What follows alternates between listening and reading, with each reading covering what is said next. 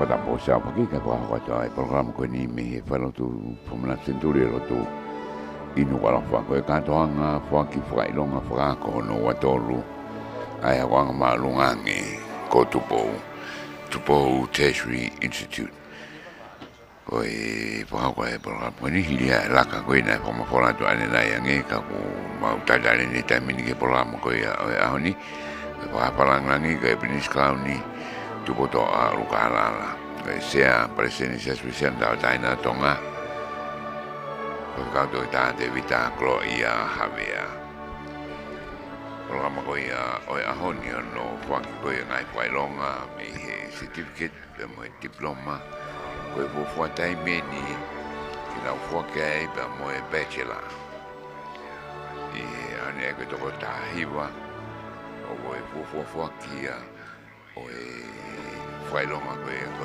bachelor ai ko bachelor of construction management ko to ta mi ai ko to ta walu leva bachelor of applied business studies level 7 ai ko ta le tonga ko ta e wani at pota pe ko va fitu poni mai radio pe Foaki ki live stream ai broadcom FM broadcasting it I mean o te ta via ki tonga ko I tonga ni e ngai o motuki e ua vai be mo ni wa pe be mo tolu molina como me mai honi ki Katoanga ni ono ua tolu abia ko ia ai ko I tamini po dang da wa fa da be ko ia programa ko ia I pongpongini ko tu da ko ia pa palangangi ko himi falanga o toa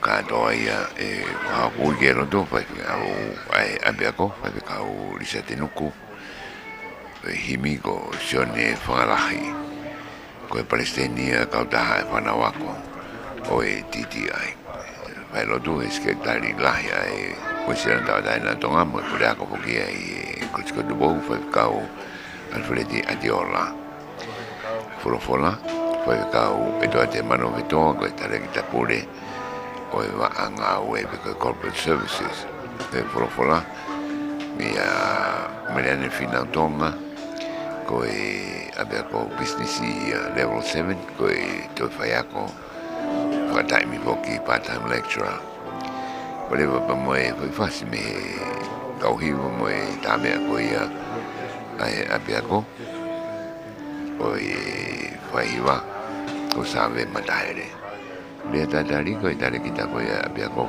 ka do ta mo te fono kanta vai mo fasi taha ai Faka-Ako pia wa fe ile wa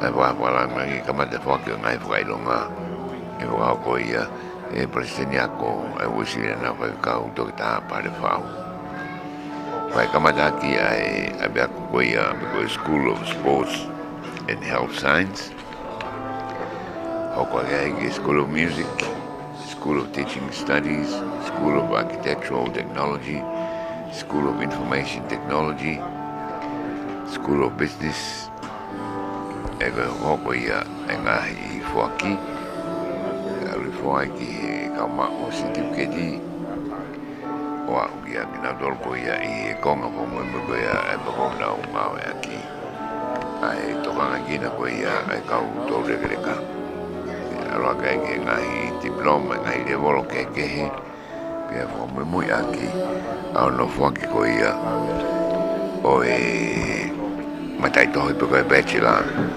ai na ula ko ia ane nai ai ka Faka-Ako ki to me ko fulu ko to te mahiwa ko ke na ula mai ko ia ani ia be na ko forma be na dole ko hoko ko ia ia hoko ko ia ai programa Faka-Ako ko ia ngai certificate be mai pada tali ko matala ko ia e pure ko ko to ta mo te kata e osi ai me ko ni to ki Faka-Ako be ngai Faka'ilonga e hoko ko ia oi Foaki ko ia ngahi kawe ko ia hoko kage hoko ko ia a we ke we ko ma dai to hi vai e bole ngai programa ko pe ko e dino academic studies e of vai no ko e Foaki da mabrinisi e ngai Faka'ilonga ko ia ko no ko mai ko ngai ma dai to hi ko be dai ki da ko nga ko ka to da ma te kata Falelotu avita i se Katoanga Faka-Ako te vita klo ia havia ia e pa veileva e pa paranglangi e vai ai ni to e koloa mai fana wa ko ka ma ngai matu a mo motor ko to be mo ka mai ta programa ko ia o a honi ia hilia vai le malo to ta sa keke ko se ia o e pode fare i ai TTI ia himi tukuleva a rof ki paindu o alanga o ipo oi ko e bachelor of applied business studies ka ia e ka rama ko e ahoni ia kresa vai ka to ta te vitai ko ia havea pe ko hako ko ia ai fasi fo afonoa o malmalu anu wala ko ahoni mo ko le be aro mari be tau ka fata ko ia ahoni be da le me da le fia do da pa fata e hoani i etapa ko be o mama ni o da heni ai ko e apiako be ko e school e ono e apiako ko da ko e ko mtala ai da le kita do da ma de kata e hai e ni bot anai una wanga ko ai ko nga ke e homo fulu kai mal be apiako e ono ko ia ka wa muy mai foki ki programa ono o mai ko ia ono to mai kita ka to le ka ai ma ko ia me muri e vai apiako no na ma ko atu ai e so be ia ira ka ko ia o ahoni na e tola ilonga bite tola ya bito ai va ko ia ai ko na o la to me heni e pa mari le ko na o fraud ki muri ngai programa ai por anga pe mono silo mo aseria ba pe que america ma feito que he que ono to anga kina ko ia ai ka u to regreka ko e mama ko ki e ahoni me ma que he ko fu akeni o bachelor ai ko to ko ta hi bana ko na ka ko ia e ahoni ko e to taha me he program ko e bachelor of construction management e Foaki ai Faka'ilonga ko ia ki ana pau me vai ko puna me pea ara tu tonga me mafanga hi funi o tapu ni o fo mo Falelotu tonga tapu ko to ngareva ko e bachelor of applied business level 7 kau kia ia sentila filmo ungalangero aunere mi Kolofo'ou ho fo mongere ia Pauline paia he Lotu a velo me niua e ua mo vai ni le se li visi ngare mi fanga se de valong longo fungandaga uia hapai pe mo ho fo ko lisa en Tonga me ha ano wa fa bona utoka fo ui vai poa ni o top tapu mo whakakai hapai. Hola ki e ki finau, ni makawe wa moha utu. Rosari ni finau, mi tala fo ou, long te me tuku wai e ua. Paratasa havea me funga mange wai tūlalo. Makawe ma whanga pilo revu. Hala ki umata fui wa matai re longo. Mi ofu, mi afu. Tonga tai apa Kolofo'ou, ana la mai wakapuna mafi. Me yokoa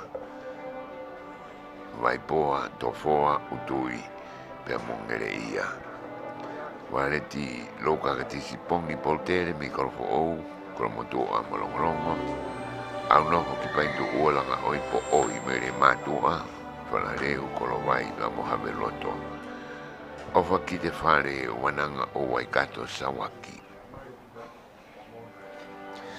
mi tole leka pangai habai pe mota tamotonga mata moana makoni savieti mi Faka'ilonga hunga Kolofo'ou be mo makaunga Lotu ana tenisi hala e wasili me wharewai, Kolofo'ou mo homa kirikau, te piu te o te ofilusi Tupouto'a, tawa daina me folaha ma sila mea mo fo'ui mo tungua.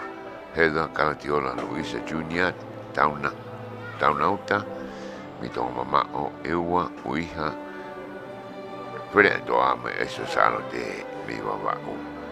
Tapenisi lo amanu to iwai me ni yafu, fas mo yafa tungi, pe mo malai mo puna e wha motu, pe mo Foaki Magellan havea, kognatolo te na makwe e Faka'ilonga ka Bachelor of Applied Business Studies. I a honi ko fufu a Foaki a Faka'ilonga ko ia, i apia koni. Ai, hok me kuia e kamata kuia e programa ni ko e National Certificate in Age Community Care. Ai toa kina ni ka o tore greka ko Maria Rosalio Asi, Kolofo'ou le matua mo makave. Seri waini ailine po si eiki lo to foa ha pai hihifo ni o tapu mo Falelotu. Kaloni ai finau mi fotuha le matua mo matafonua. Ladu ewa ki lau toka tawa a hau kupu me te kiu mo Kolofo'ou.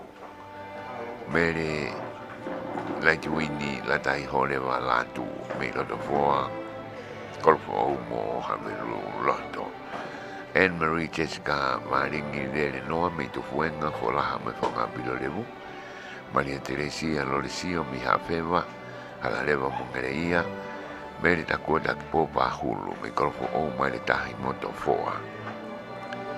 Sunipa na tiola taufa me waini makave mo kameri wawau. Maria Akatato'a, Solomon Islands le matua mo foa. Tat mua tolu me folaha pe tani ewa mo mawhanga. Mere fei folau hola i hala tuki turikakau me popua tonga tapu.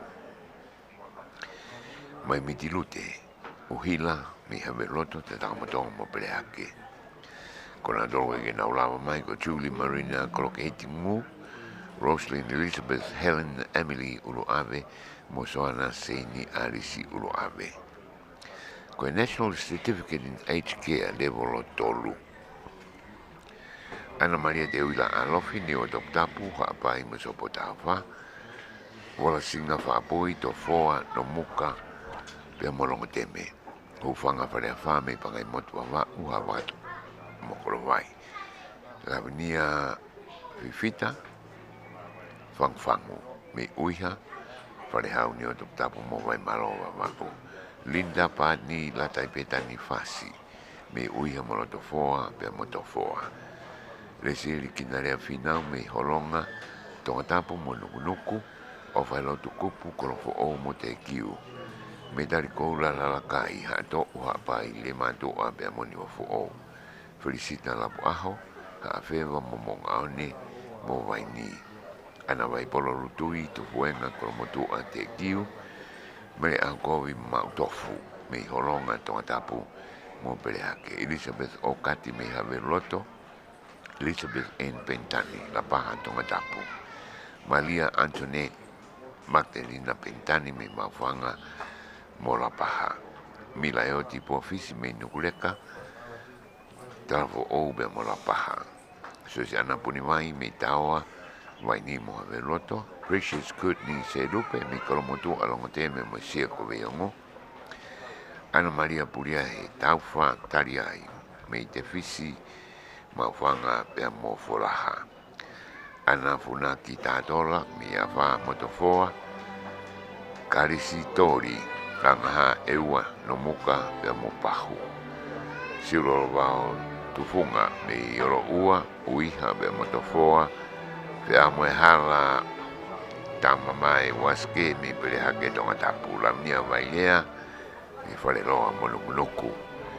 Kai ki lava mai ki Katoanga ni a Lovely Rose Hilfa ki te au. Waite lo se krosia talamai pe mo luse muna i whare mei toke.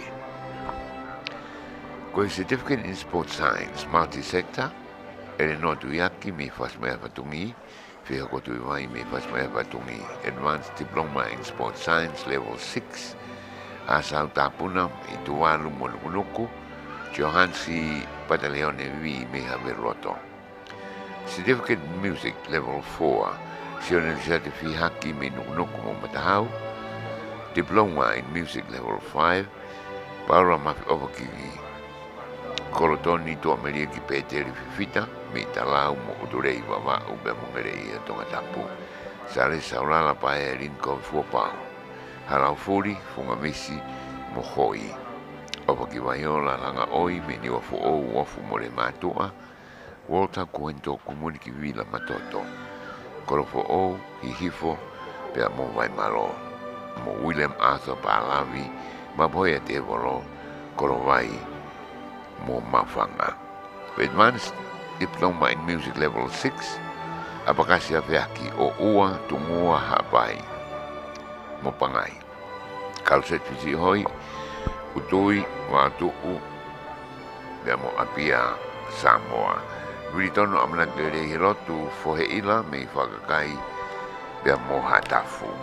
Certificate in Social Practice, Kweke Lava Mai, Emilio Petelo Lantu, Diploma Social Practice Level 5, Meritu Fuenta Kapu Menukureka La Pahamo Vaini, Kweke Lava Mai, Amatleti Pentani. Advanced Diploma in Social Practice Level 6, Pauline Vika Fusi, Mitombololo, Ate Mo Eweki, Meritu Fuenta Kapu Menukureka La Pahamo Vaini, Kweke Lava Mai Priscilla, Kilina Rivoni Luisa Sesman Mafi Mo Matleti Pentani. With Certificate in Pacifica Youth Development Level 4, Fiona Elizabeth Lopley Koka Nakolo Vaini I Otuaho. Mafi Lotu Pascala Talafo'ou Makaunga Kolonga Mopangai Ewa Wiki Lotu Wakauta. Me Kolonga Pangai Ewa Pe Mo Mafanga, Kweke Lava Mai Muna Meloto Faka-Osi, Sioka Bes Faka-Osi, Leiseri Muna Kiwafia, St. Pauline Finau, Elizabeth Ange Island Loto Ahea, Highness Masima, Siope Inu Ekona Okuma na Aonga Puloka, Foaki Meki Folau Pupu, Fetelen Moyata Taitua, Mo Bishop Brian Malan Keke, Tangloa, Pega Tirila, Fakita Faka-Osi Telefoni Tutuila, Meritaufa Michelin Laia, Pemo Cheki Weng. Certificate in Teaching Primary and Lower Secondary Level 4, Tupou Mapu Mehengalo Fifita, Veitongo Matamaka, Falelotu. Mere Lafmoa Nuksi, Atata, La Paha, Tonga, Ameria Paseka, Nio Fo'ou, Wangaha, Ewa Molapaha, Lamnia Fahina Toloke, Hunga, Hafeva, Motofoa. Antonio Moses Niwafi Tolta'u, Nautoka, Halalo Mo Maui, Hawaii. Maui Psiliva Mi Vava'u, Tuyono, Hovaka, Vava'u Mo Veitongo. Ane Urakimano I Funganetaka, Tuafu, Koloa, Vava'u Mo Eweki Mo Afa. Mui Mikobo Lamnia Viongo I Powono, Eliza Sheila Wenzel Junior Vetutu, me Utulang Mo Mafanga, Kweke Lava Mai Lata e Paresio Peteri Eukaliti, Pauline Elizabeth James Memory, Ki Hai Mai Le Fokama, Rosaline Lolo Heaika, Lamnia Sauliloa Vaiki Lasike, Paia Philadelphia Rechem Helotu Maka, Simona Crueti Ferila Sokai, Maria Rosa Lili Ogalanzonasi, La Venga Monuna Isia Talakai. With Diploma in Teaching, Primary, Lower Secondary Level 5, Simaima Sofia Akuteu Faleloa, Muitoa Moha Ano, Wilingia Anau Fahefa no Muka Mopangai, Tevita Skaina Alofi e Hau Umo Ungafa Pula me ho foa lo ta foa mongere ia. Arapetina ni ola fine ha ano mo lo ta foa mo furaha, Iglesia Tarita Halahala, Matamaka, Ata mo kolomaile ewa. Heilala mahu inga, kolomaile ewa no muka pe mofu. Meri laf moa nusimi atatala paha mo Tonga. Faalingi liliani talfumani paya me muitoa hapai mo mafanga. Veronica ni oa ola I fore mahanga tau alupe mi o ua. Tonga leleka mo hato u hapai. Mere vai to iahi atungi tau moha pai mi fua motu. Lotu Kolofo'ou mo tau a wawa'u. Na dolo ke na ulawa mai ko Rachel Emma Puanani Whanaika. Sione ilo he lotu lere whangalahi. Nancy Kolofo'ou Fatahi. Ange Ruby Fifita. Torika Hani Sevae Iongi. Masiti lata he lotu ngahe. Vesnia Piukana Kereni Evia Samate. Pearl Bremni Taufa. Nunia ofo ki Papua New Guinea to ia. Scholastica vai vivia vekite. Donador Advanced Diploma in Teaching Primary Lower Secondary Level 6. Helen Caroline Fus Ambai Midon Leka Mokolomai. Cecilia Kovatis Nicolette Faka-Ako me pangai Moropeka mo Olua Ewa. Yodia unaloti vaiola mo uififita Fremea mo Nukunuku. Muy ki vaiola fifita fisi hoi Horopeka vaini Nukunuku. Wakaara ma maitang vaiola folau me Falehau. Ini otok tabu pia mo mataika. O falot ki wanoa hakalo. Vai ko niuto oa atumomoa mo koromaile ewa. Luisa Tupou Liwaki. Tongoleleka ha ano pe moha teihio. Kisione loloma me o te awawau. Halamaui pe mo nukunuku tonga tapu. Ratai niu ui mafreo niu kasa Kolofo'ou. Sesliman siu mafreo niu kasa Kolofo'ou. Una loto petuisa lisa ngahe te fisi wawa uniu toa motofoa tonga tapu. Ofa ki monuka yafe poasi koropeka o koa mofu. Toga se siona a una loto kisado taipolo koropeka. Obiesi fei scenario wilani savelio talau ni yafu wawa uhihifot ni mototapu mo Kolofo'ou. Maria Tupou seuri vaipoa ni mototapu ya mohalaleva tonga tapu, arisiliku similai, me whalewai mo Odea mo Malapo. Mona Lisa Edwise tang mausia me waipoa mo Tawhahi. Mamaka mo tapu me kouro mo Oua, tanila tapu me Horopeka mo ngaone mo Fatai, lesia lise sika wawai junior wakatapu me Okoa tania mo Satoutai. Kwa ke lava mai, awasa Luisa Tupou loloi waha alea mo Toa. Ko certificate in architecture level 4. Monga olive fieteki aho me fas moyafi. Melino mansui moana le tisi me ha ano to mama o ewa monukunuku. Kwa kilava mama Senikata, Helen Havili Fusi, Alfred Douglas Jr. Koloi, Tanisha Lupe Eva Marupo, Vasiliva Jr. Kepu Molia, William Tupouto'a Welu Tameilau, mo amanakele he Lotu Tonga.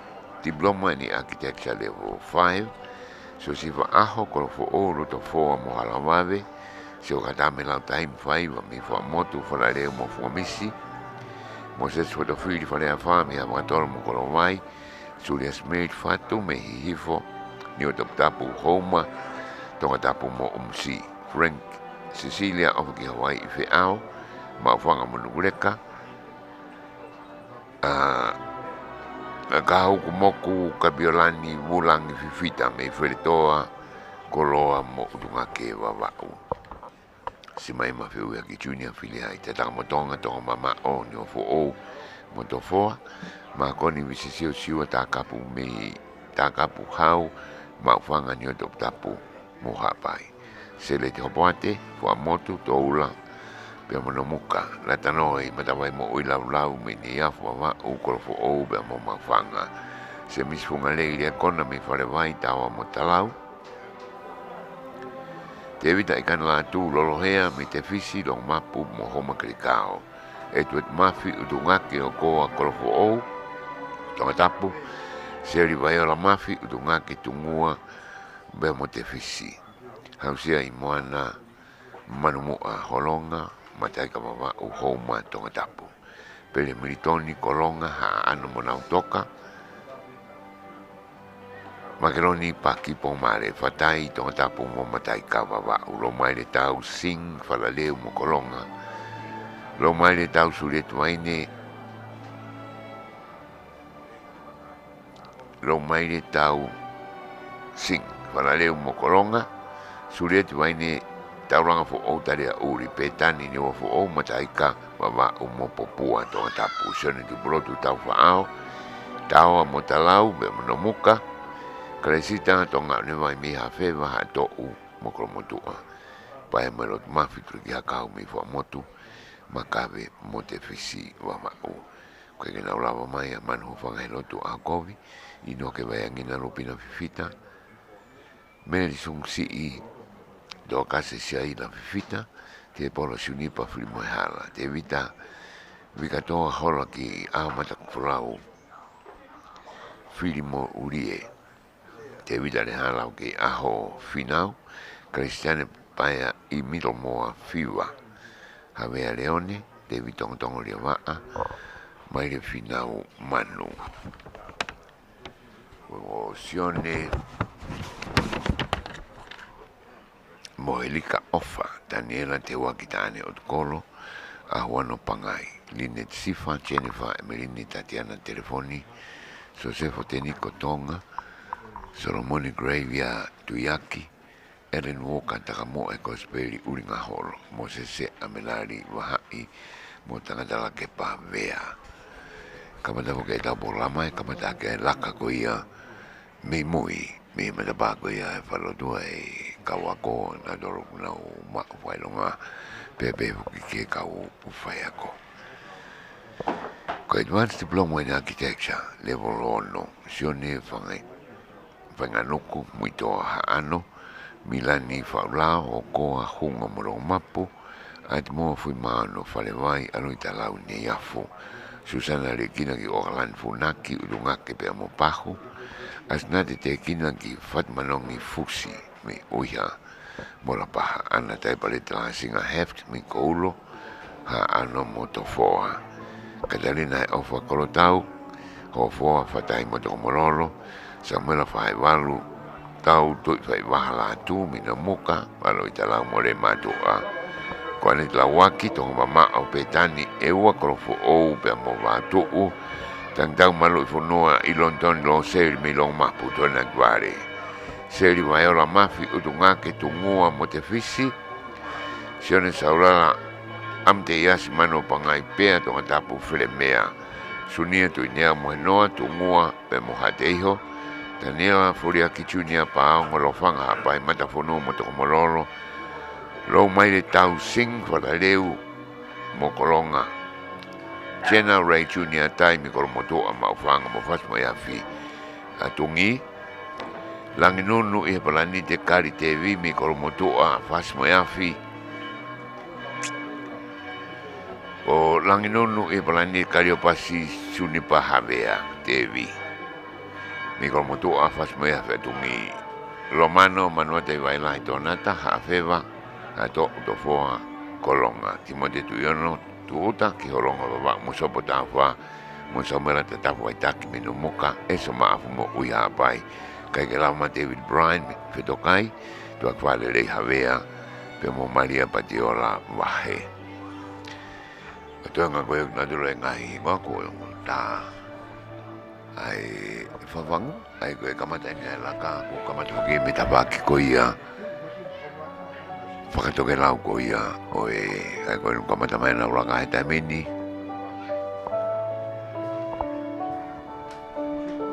koe kau whai koe na mumma mai tang tatu be whakano purupuru koe kono tata mangai Faka'ilonga kunau iai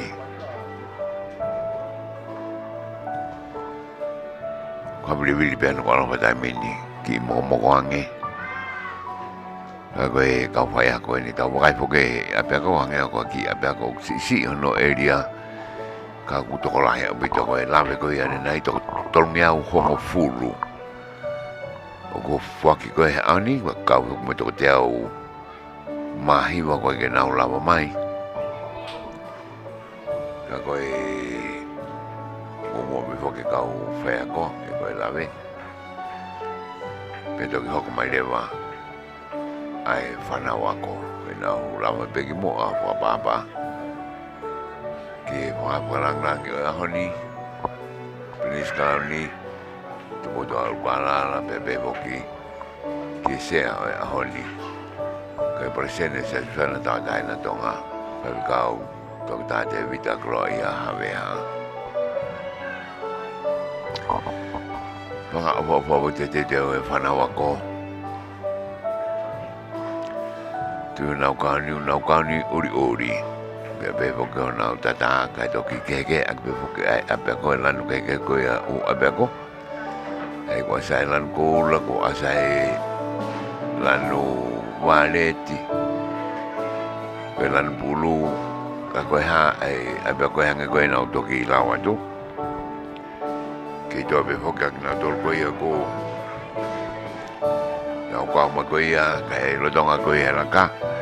Ko certificate in information technology Moses Lutu me uya by Maureen Stacy Lydia Emeria tulangi me mafanga to lengwale mo fahefa ko gelava mai lilika akau esta ala Crystal Mapu Pinomi kedi dia hampita asiaman sua Super Cola Junior ta holo Latu Isabella ta malolo mo Casey Merelatai Belingatoni ko abe ko business fo kan abe ko na ula kan na ku na kamata mai pang ta to wa na huma ko ya kiloto certificate in information technology level 5 sela ta misnare fa ka ho me to fo mo ma klikao la nueni me tang fereti me te fisi fa fa mo pahu Maria Micaela Loto ani me tarihau halalo mo homa to tapu Moses Lutu me uiha hapai Mamaloa a fisioterapy manu me pangai ha ano be mo Kolofo'ou. Freilin Robin Mori me le mato mo dungake. Juliet Valamotu fani Tupou ngawamo me Kolofo'ou be mo famotu. Mele siuki moana potesio Kolofo'ou mo homo tapu me le Daphne Sole a haula pa mo moka tasavae me fumamisi Kolofo'ou be mo mafanga tapu. Ke la malilika akau si ale fetu umalako heu Beyonce langi keren mo Margaret Manu mo katoka kalangu ke fai bela ka eta mini na dorgo diploma in information system level 5 la Queenie Angelica Verata Amanaki niwe mo mafanga Lilian lang teli na filiai, tatang mo Tonga mama o ewa be mo tofoa, Paul Hardwick Johansson, maufanga havelu be mo kolonga, matei dalo o fina me lang kaufusi, tong leleka flemea, mo pakai mo tuwa wao. Te vida no hoi lelenga lau hingoa me ha to u te kiu mo kapita, Williami mai waki lau CEO Foaki St. Christopher Murphy me Falelotu, tonga tapu. Ele noa pa e Green Acre manoa me vai maloa wa no muka pe mo puke. Lona dun na ni motu me nukuk mo homa me le finau la waka pa lawi me korowai hoi mo pea. Ana seini he rube isia talau ha fewa tu anoku mo waka. Hele na fariki moana Angel taufa matamaka fast me a fi havelu toke lau. Olivia heta tauhaima me kolonga na utoka mo hatafu Adrian Brianna Waipuna me uiha mo mataika Daniel Hesea Ivea me tungua nuarei mo hateho ko kai grava mai a punefu fili ko e advanced diploma in information system level 6 ila sane wa heta fo wafu kolonga tataha afeva mo famotu Anseni anche sa anfono tatang motonga i hifuni o top mo freto aneli fita petani te fismo haveloto sione hikaione fonua kata ni utoa utulau fasma ya fatungi questo va fono fo Lotu la tu ila kablot mo ngawe Kolofo'ou be mo tone kware babau vika ova kilusia la mape pea la kepa to mololo Jessica Silo la si lui fo motu Afadafa me moana salini hinle matelau fo ui sobota wa Kolofo'ou Paula Fakalang igngau te tamotong nuku Anastasia Marian Podesio mi Kolofo'ou mohoma Kilan Lisa Marie Savieti me nomuka halalo mo lapaha tabakeo ma makako balu taufa waini la ngatonga mo uiha te vita Fremont Tupou lapaha te tamotonga pai o vai moana vaitaki uiha makawe mokolonga Faka'Ako walu me korowai tania pe mo uiha. Wasi umiko Felicia i Olena Marie V. Faleloa Hawaii, Falehau ni o tapu pe molongolongo kwa kilama mai a Florida 19 vea. Certificate in Business Level 4. Kei whai me whoka la ka heta mini unau la ka mai me mua tu wadai moa. Nau mai mea anga pe nau toki hoa toa e Ulukalala. Koe Advanced Diploma Information Level 6. Ila sane wa hea ta fo wafu koronga tata. Hafe wa mo fa motu ana sena ake sa afono ta motonga hifo ni o dokta mo fretoa. Teneri fifita petani te fisi mo haveloto. Sione hika yone fonua kata ni uto ua utula mo fas mo fatungi. Christopher fono fo o Lotu latu ila. Kablot mo ngawe Kolofo'ou. Vika Foaki Lucia la mape pe la kepa to malolo. Jessica si la si Louis fa motu.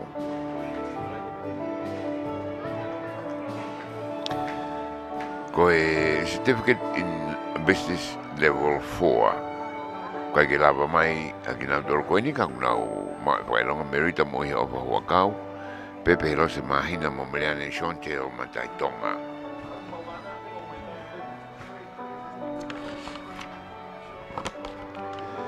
Koe duina una lot ki moana tau wahema manu fula mo Twitter. Fedu aho e se ta kolo marunoa mo sola mo ne repa i luanga hu toko mata. Koe diploma in business level 5. Sione stan fuka la paha mo ta Tonga. Atali la do heft mi ha de mo ngere ia talaya sa le liu manuka kolonga mo na toka. Siole puna le siliva. Koe nu lau lau maki mo ai da mini lau whapapa. Kai hoko atu ai Ulukalala.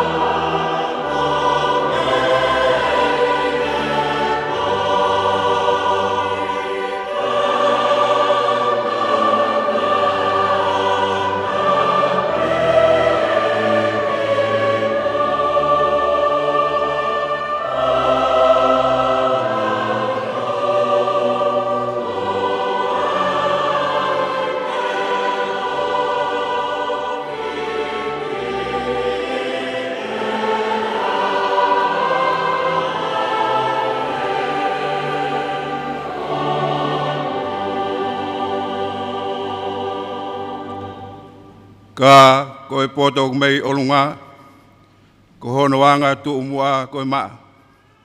Pe hoko ai ene merino, mo ene anga whakaatu i, o taka whakare ole, o mohu manawa ofa. Pe a fuhi ai e fuarele i, pe a kuikai ngutu ua, o kuikai momore olunga. Pe a koeni, koe fua, koe maa oni, ko hono tō o kuwhai he merino, e ki nau tōlu o whakatuku merino. Lau maare maani oni, haere mai ki tau Katoanga. Peke mau mau, ai poto pe mei olunga, ia Sisu Christ ko mau eiki. Amen.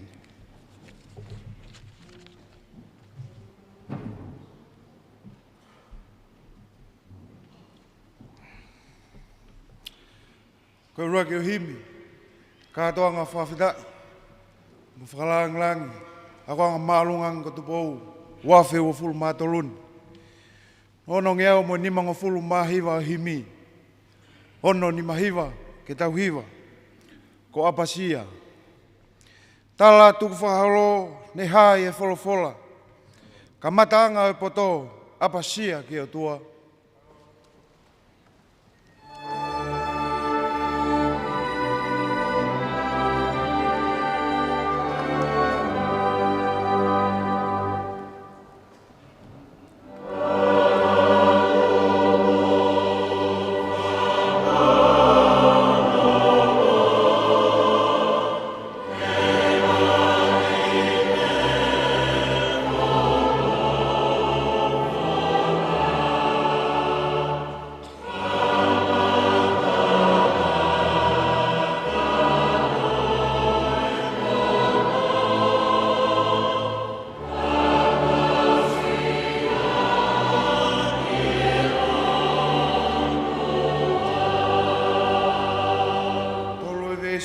Apasia he koe tui, o kua ona e pure anga, o ona foki he kalauni, pia koe hau tawhataha.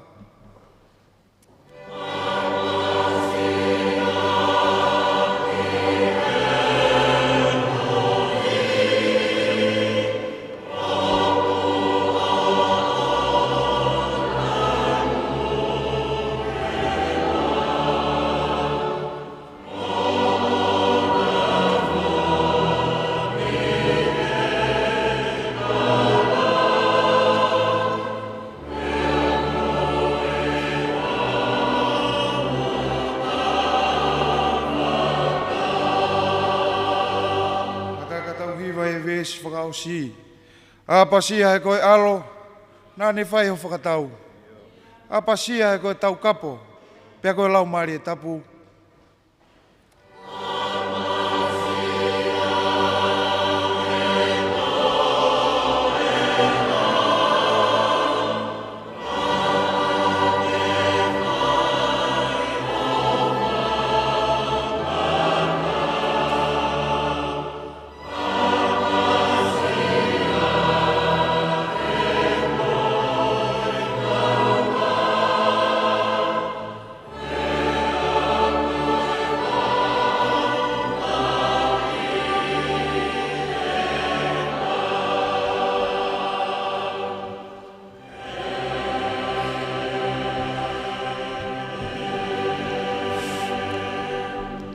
Punau ke tau Lotu.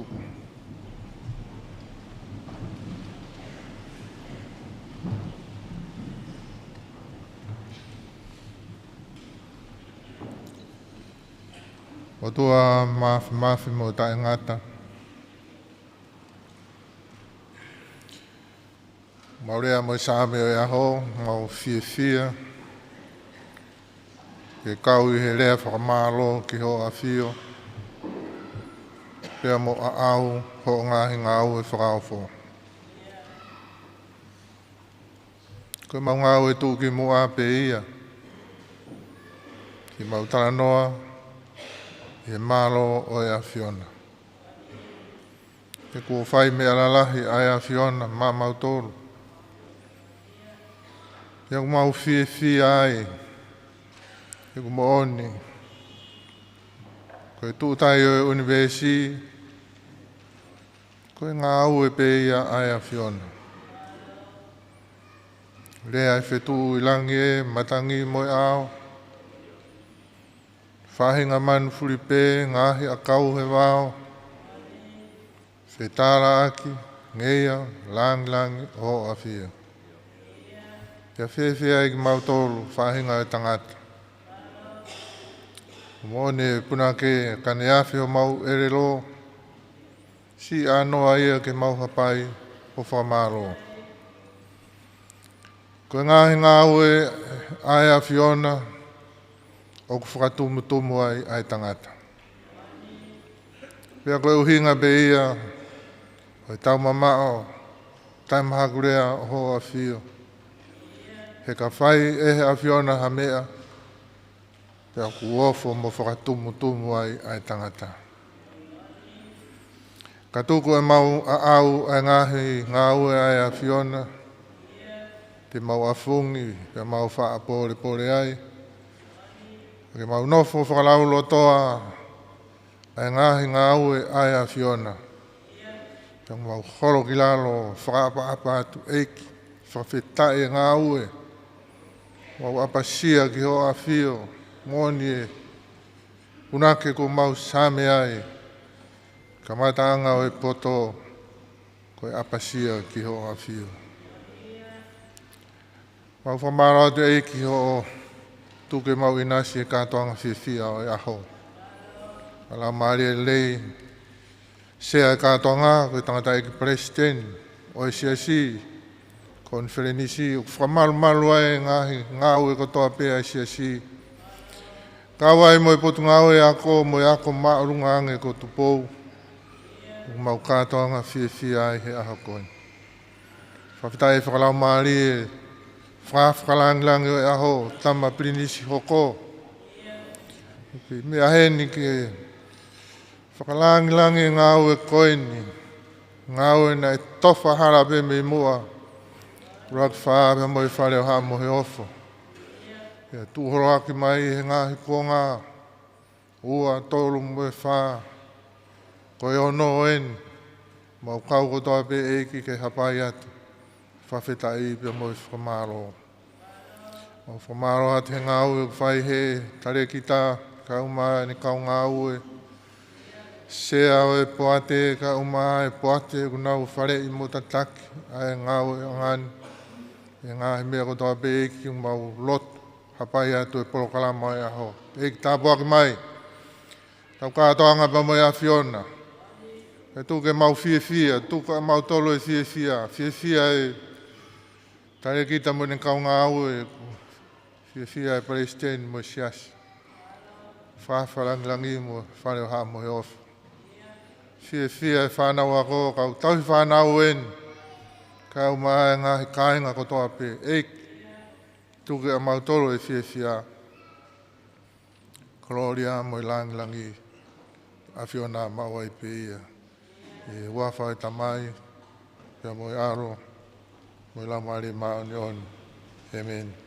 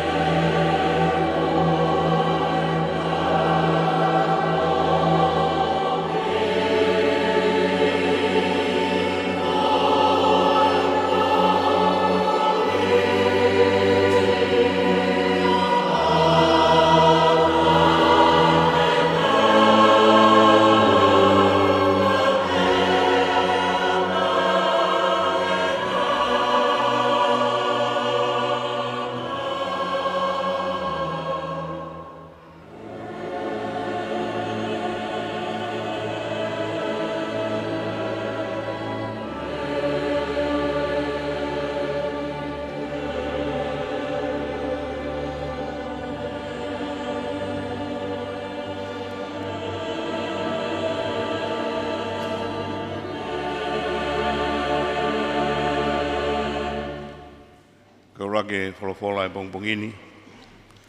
Koe mea te evita, i ono ua fulumao no ngai same. Same ua fulumao no, urake vesi ki ono walu. Whakamau i au, eiki, he Kolofo'ou, he ku hau hawa, pe Kolofo'ou ki a Sihova, tai hatala. Fisi au, eiki, pe ke whakaatau, sibi aki ai awhi hu kofua mo hoku mafu. He koho ofa o kumafi au, pe aku fou i ho ofai mo ni e ku where mo fafo. Ko i kai te unofo mo i kakai munoa, pe i kai te uhu mo i whahinga ai pūloa. Ko i whakataha e kau whai kovi o kou whihia ki ai, pe i kai te unofo mo haa whakapireari. Te whano hoku ni mā, i e tae hala ia.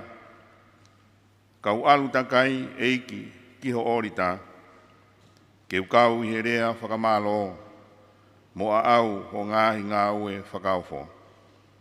Eiki o kou ofa ki e nofo anga ko wharena, mo i potu tāpane kāre ai ho sikaina. Amen.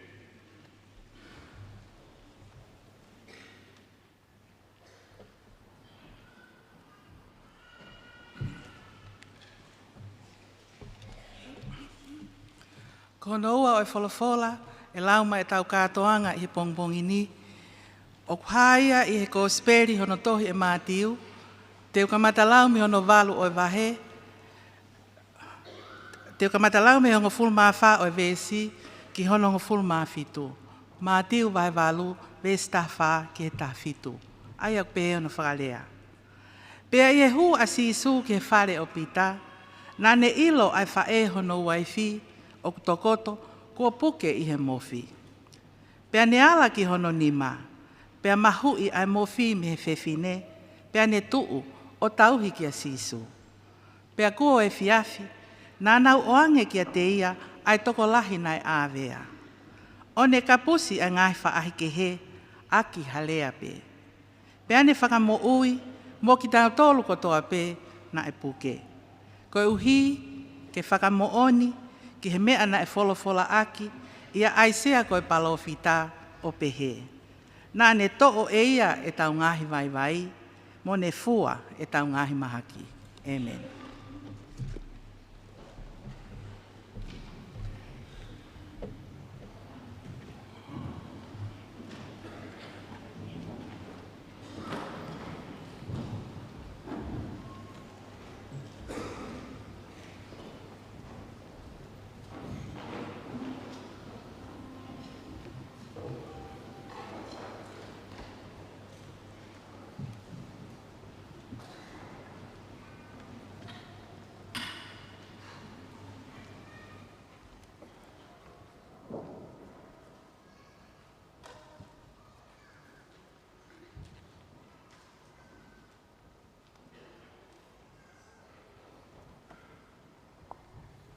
What we're going to get.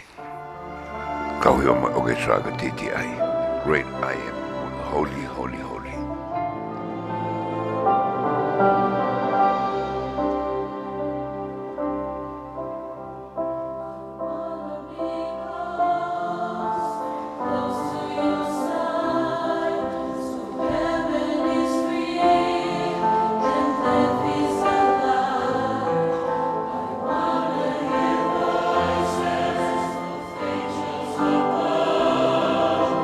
Singing as one.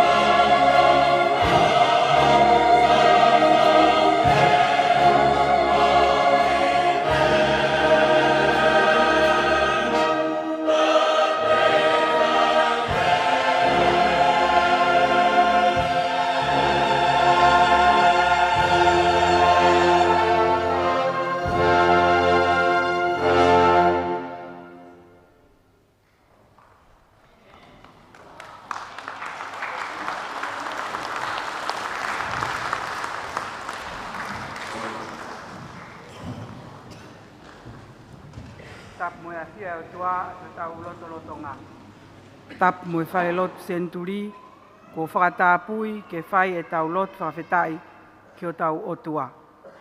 Tap mo e whakawhe whakalangilangi, ko e Katoanga, Foaki Faka'ilonga, ai Apiako maalungango Tupou, Tamasii Prinis Kalauni, Tupouto'a Ulukalala.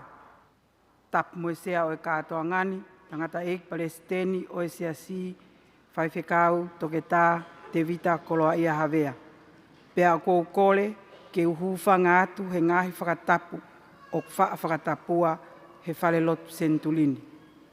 Ok fia ai whamiri o e Apiako Tertiary ko Tupou, ai si kau ngāue mo e whanau wako. Ke taritali lelei koe, Tamasii Prinis Kalauni, Tupouto'a Ulukalala. Iho o lau maali e lelei, ke mea mai, ke whakalangilangi, ai Katoanga, Foaki Faka'ilonga, ai Apiako Tertiary ko Tupou, ki he wanoa ua tolu. Ko ho mea mai ko tā puaki, pea mahino ka tek mautolu, ai poupou o whai mai e haa mo he ofo, ke whakalakalakai o e ako i Tonga, whawhetai e maukoloa.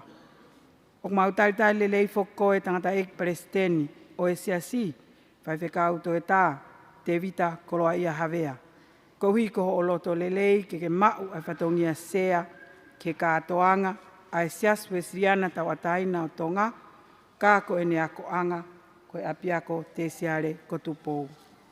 Ko ho o pou, mo e siasi ki he ako, o hoko ko e futokoni, ke Faka-Ako whatongia o mau whai.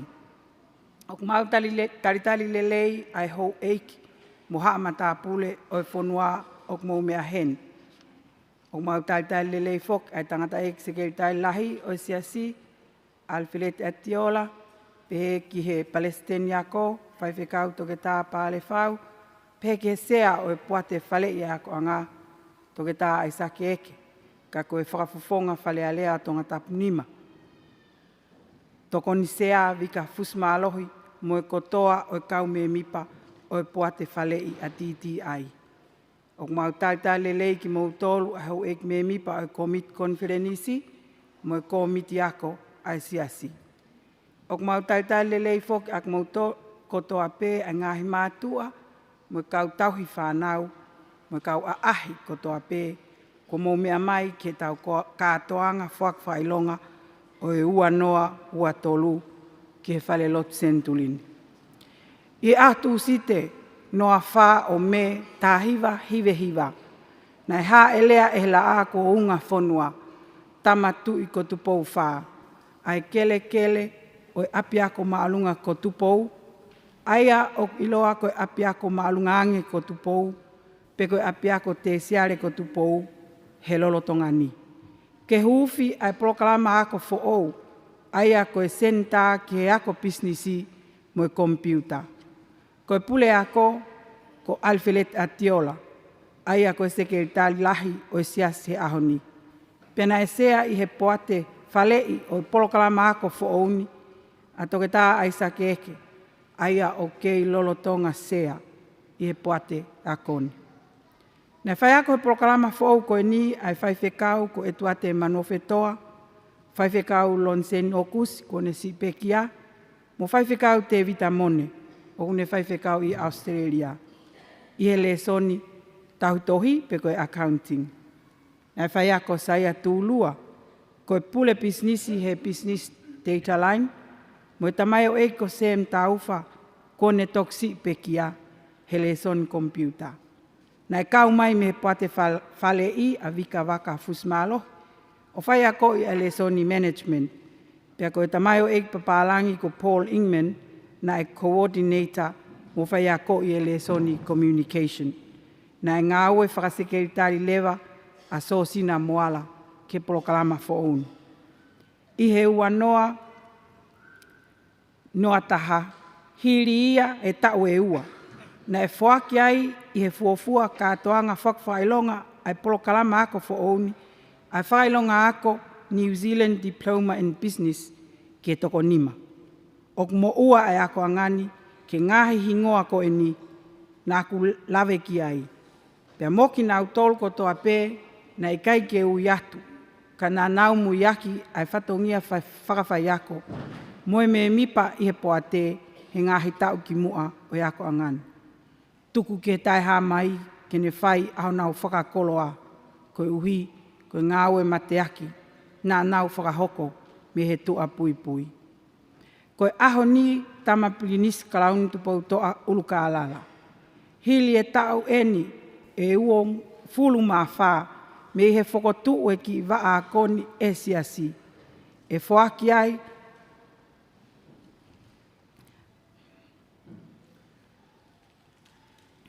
ai fuafua Faka'ilonga matai tohi. Pe koe bachelor degrees, hi o Katoanga, Faka'ilonga, e uanoa uatolu. I he apiako, maalunganko Tupou, i he prokalama ako whakapisnisi. Ai ki prokalama pe, na e kamata aki, ai Ako Angani. Aia koe Bachelor in Applied Business Studies. Ko prokalama akoni, ko os accredit e poate whakafonua ke maumawhai ke ngai Faka'ilonga ako, pe koe Tonga National Qualifications Authority Board i maasi o taongi. E Foaki ia ke kauako e toko tahawalu, a e nia o nau nofo mu atu koe ni. Koe kauwhai ako ke prokalama fo'ou koe ni, i onga urak ta'u, ko toke tā aisake eke, toke tā Daniela Fusmalohi, toke tā unga te akata, Mileane Finau Tonga, Adelina Mailesen Mafeleo, Sela Tau Falatai La Kepa, Mo Sese Manofetoa, Mo Heilala Atiola Ahio. Ko Heilala Ahio, ko taki prokalama ia, o proklama ako whakabisnisi. Kau whai ako koe ni, o nau ho nau ngahi Faka'ilonga ako masters, pe toi maalunga ange, i ngahi ta whakehe o bisnisi, pe whakaatai e he TNQAB, ke nau lava whai ako i, ai proklama ako koe ni. O lolotonga whakahoko Foaki ai Postgraduate Diploma in Christian Education Level of Fitu, pe mo proklama Bachelor in Education Level of Fitu i he tauni. Pe au tau amanaki, tamasi pilinisi, ki hatoe whakahoko. Ha Foaki o ngahi Faka'ilonga matai tohi, i Katoanga Faka'ilonga o i uanoa ua wha. Ko tau kau ngā whanonga me Nusila, na e whanonga mai mo ki tau tolu, talu me kamata a ngā. A Whitireia Polytechnic, ai ana ngāwe me ai a valet whinau ko Ako tutuko e apiako maalung ko Tupou, o ne kau ke no whakahoko e ngahi alea, ke ngahi whihoko taki Faka-Ako mo Nusila.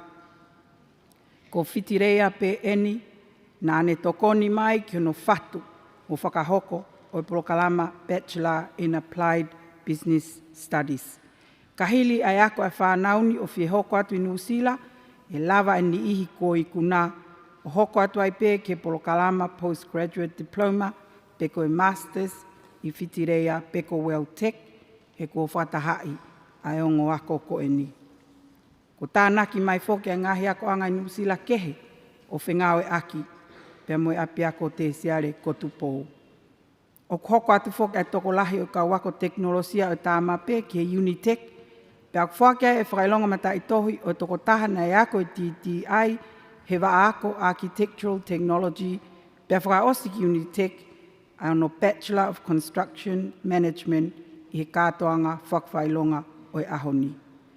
Ko i mui atu pe eni ai api ako Tertiary ko Tupou, tama pilinisi kalauni, i api ako tohi tapu ko si atou tai, mo e korisi ngoe ko hango, ai ako os Foaki, ai Faka'ilonga matai tohi, i ena ngahi proklama ako. Pe hange ko hoko, ai muna, ai tangata e President Malolo. Whai whekau, toke tā amanaki awea. He ene lotu, he aho, na e hufi, ai ki proklama ako fo'ouni. Pea kou to'o ai konga o ene lotuni, me i he tohi molo mui vae, tua ofa ki e ngalu, ko i oko asione amanaki awea, me pēsi te au wano, ai ana e pehe ai konga o ene lotu. Whawheta i atu o kei whai ho maupaptaiso vai ane pōna. Pea koe ahoni o mautatari atu ke whai ha maupaptaiso lau maari e mā oni oni. Ko ki vale fo ou, ko whanau I mai eni ko senta ako pisnisi mo kompiuta. Pe au kei langa pe ai apia koni, ko sia ko mo ui aonga, mo malae ko taptu lolo. Pe koe vavalo e kau mauri a mohe o fo, e whaele mai haki vale, e tok whakahingoa ko university. Ko hatama kafa, he o kei langa pe ai sia ko mo ui aonga, mo malae ko taptu lolo. Ko lot whawheta ia e tau tangatani, pea ofa ke hoko o mo oni ai e mau viso ne. Pea ofa ke iai ha aho, te mau paptaiso ai whanau tama a mohe ofo mo Wesiriana. Koe ahoni, o tuu ai ako anga te seare ko Tupou, ke kau whataha mo ngahi ako anga te seare kehe ai siasi. I he tariui ke whekau, na e tari he konferenisi o wanoa ua tolu, ke nau unu mo whakamaa opo ki ha whaunga whaka university, ke whakamanatu o e tau angiau o e Lotu. Koe misi o e kohiri, e iai pe hono taini, e au ki ai i he kahau. Peha kohe kahau o ki he awhi nima pe ia o e otua mafi. Koe ngau e kotoa ko en ki ngahi Faka'ilonga ako e apiako te seare ko Tupou tamapirinisi, o whai ngau e waawhi, pea moe poate whakafonua ki he maumua whai ki ngahi Faka'ilonga ako, te koe TNQAP ke whapapaui, o whai e ako a ngā ahono whatongia totonu, ke au sia e kau ako, ai tūkunga tau kei tau, mo whiunga, o whakatatau ke tau mua, o ngahi Faka'ilonga ako o kunau mau. Koe Katoanga Faka'ilonga ako anga te seare ko Tupou, o hoko pe Fokia tamasi plinis kalauni, Tupouto'a Ulukalala, koe ki Katoanga hiva, mo tā mea whakalanglang o tua. Ke whakamahino ai e whakaamu ai siasi, ke pātolo ake e ngahi tale niti ke kehe o whakakoloa ake e hotua e tau whanau. Pea ke iai e ngahi polokalama ako, hange e koe polokalama ako musika, polokalama ako ke sainisi mo sipoti, polokalama ako ke tauhi o e tau kautou lekeleka, polokalama ako ke whakawhiau loto, pe koe social practice, ako ke toka ngā I mo tataki o tau tupu, pe koe Youth Development and Community Studies. O tatau pe, mo ngahi proklama ako anga maheni I e loki ako, ai ako pisnisi, ako whakakompiuta, ako ke teknolosia o tā mape, pia mo ako whakawhai ako. Whakaosi o mautaritari lelei ma kehe foki, ako mautolu ai tau whanau, Faka'ilonga o I wanoa ua tolu.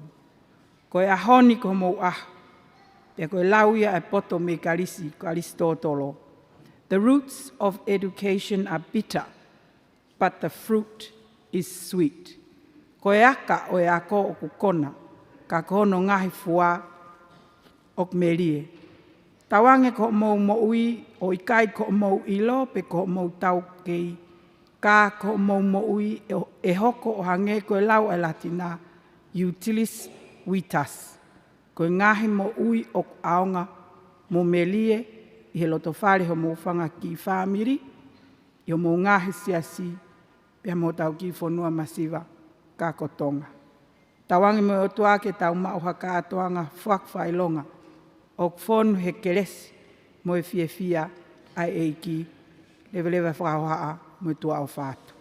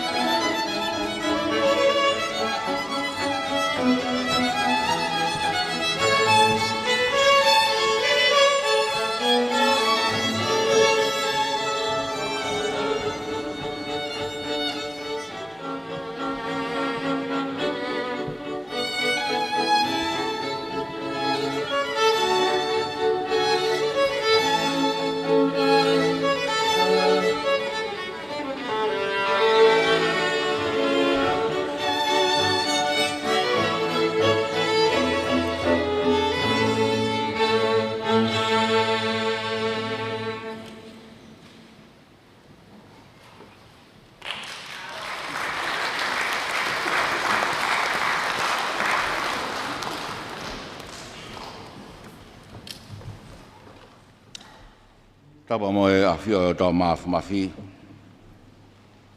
Patau ke tanga i Palestine CC, ka koe sea o e Katoanga.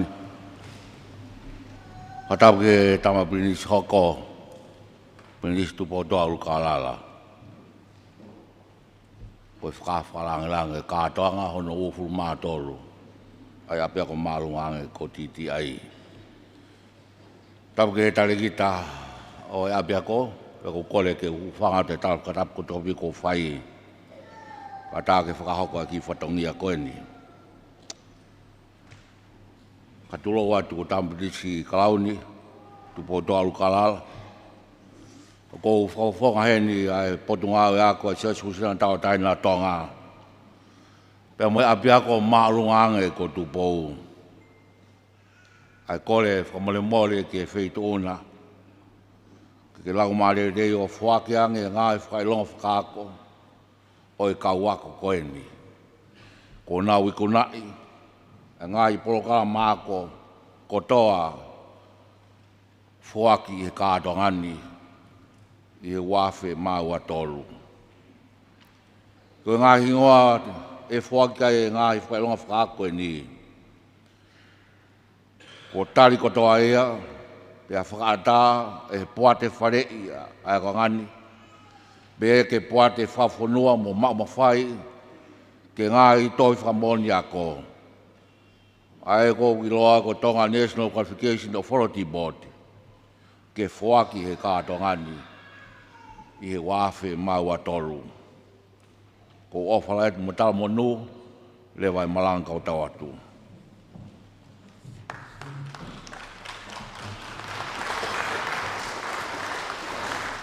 Malo. Tama pinis kalauni, whamoemole te tau kamata lewa, me School of Sports and Health Science, including Age Community Care Program, pia tak polo kalama ko Dr. Emma Puloka Lui. Pia osko ia e hoko atu ke School of Music, pia tak polo kalama save mataere. Pia hoko atu ke School of Teaching Studies, including Pacific Youth Development Program, and Social Practice Program, pia tak polo kalama la tu mawai. Kako tuku lewa kia Dr. Emma Puloka Lui. Malo.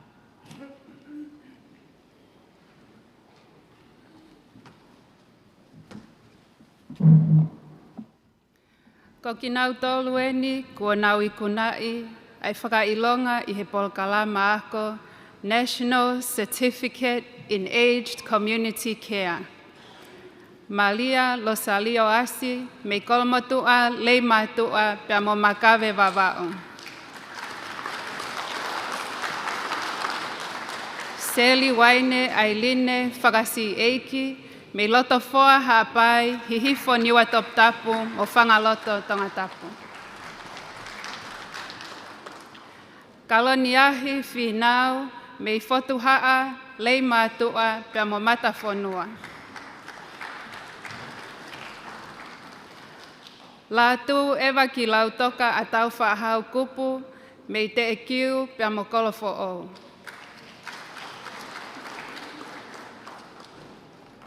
Mele laituini la taiho lewa latu, me loto foa Kolofo'ou pia mo havelu loto. Anne-Marie Jessica Valingi Lelenoa, me tufuenga folaha pia mo whanga o pilo lewu. Malia Telesia Lolesio, me haafewa halaleva pia mongele ia. Mele takua takipo pahulu, me Kolofo'ou maile taha pia motofoa. Malia Akatato'a, me Solomon Islands, lei matua pia mohofoa tonga tapu. Tati moa tolu, me folaha, pe tani ewa pia mo maufanga.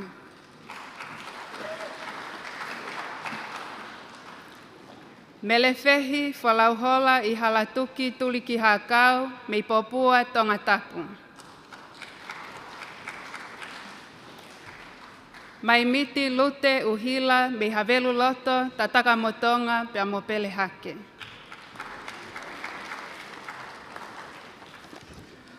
Holopeho me a tama pilinis kalauni, koe fuafua taimieni ke Foaki ai Faka'ilonga ako certificate kia teki nau tolu kua nau ikunai ai National Certificate in Aged Care Level 3, ko ki nau tolu eni.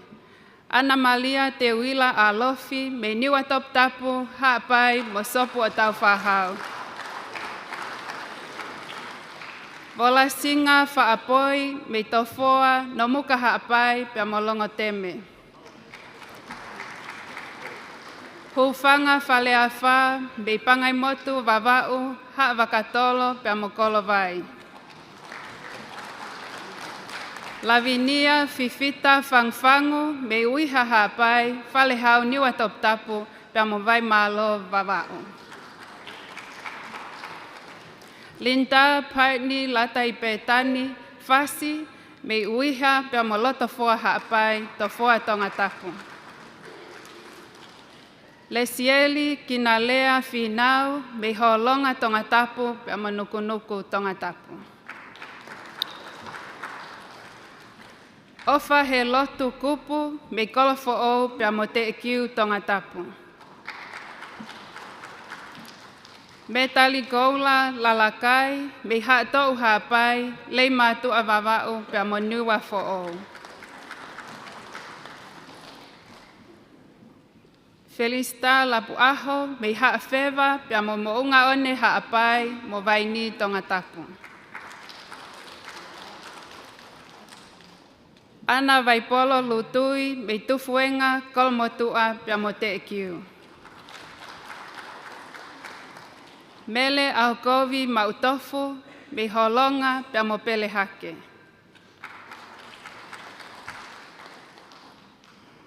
Elizabeth o kati me havelu tonga tapu.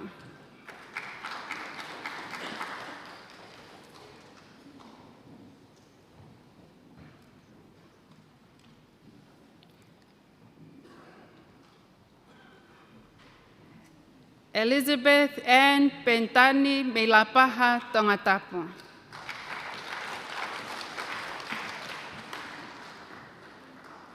Malia Antoinette Magdalena Pentani me maufanga pia mo lapaha.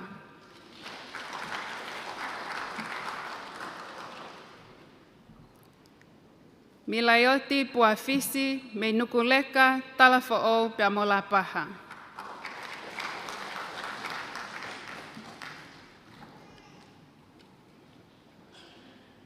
Sios ana punivai me tawa vavau vaini pia mo havelu loto.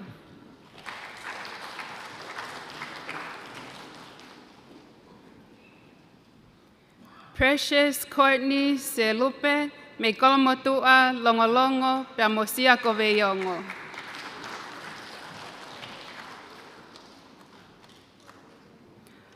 Ana Malia puli he taufa taliai me te fisi vavau maufanga pia mo folaha.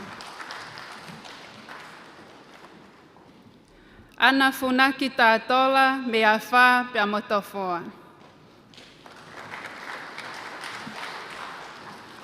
Kalisi toli me angaha ewa no muka hapai mo pahu. Siu lolovau tufunga me olo ua vavau uiha hapai mo tofoa.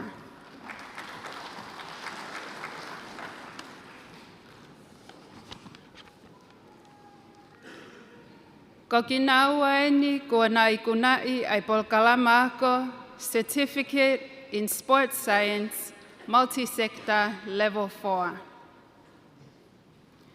Eleanor Tuyaki me fas moyafi atungi no muka hapai pia mo olo ua vavau.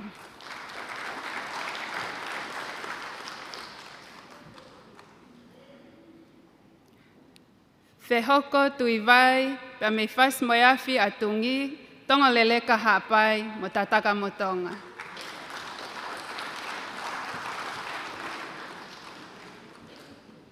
Ko ki naua eni kua nau I kunai ai Ulukalala ako Advanced Diploma in Sports Science Level 6. Tapuna asau me Tuvalu, Kiribati, pa manuku-nuku Tonga tapu.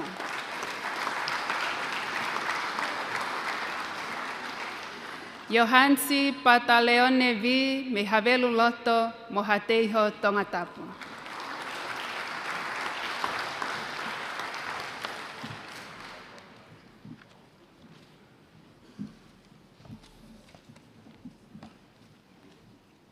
Whangatua tala malu whanua, Lotu ka hoko tarape ki he nautolo nau lava mea, I he ako musika. Certificate in Music Level 4, sione risiate whihaki, me inukunuku, matahau, tonga whakaunga tāmaki he pot ngau e sela.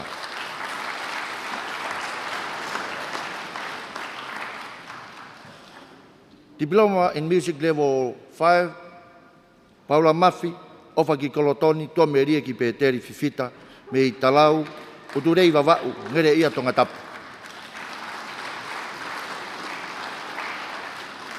Sa resi sa urala paea, Ilin kovi fua pau, halau furi, funga misi wawau, hoi tonga tapu. Ofa ki vaiola langa oi, me I niwa fo'ou, ofu, leima tua wawau.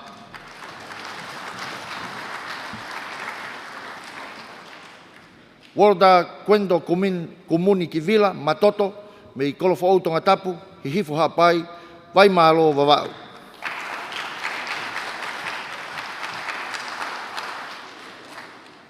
Wirem Afa Palavi, me Maphoia Te Volo, Kolovai, Maufanga tonga tapu. Kauikuna I Advanced Diploma in Music Level 6, Apakasia Feaki, o ua, tungua pangai hapai, fasmoeafi, kolonga.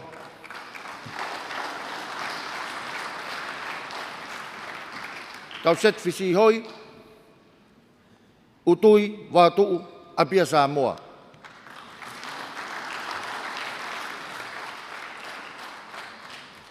Wiritoni amanak lelei he lotu, fohe ila, whakakai hapai, hatafu, tonga tapu.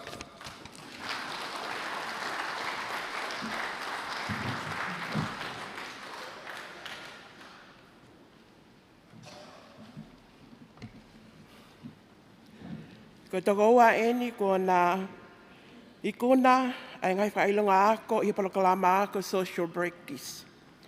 Advanced Diploma in Social Practice Level 6. Pauline vi kaufusi toko bololo hate heo pia mo eweiki. Mele tu ifua takapu ma upea mo Diploma in Social Practice Level 5. Nukuleka la paha pia mo vaini.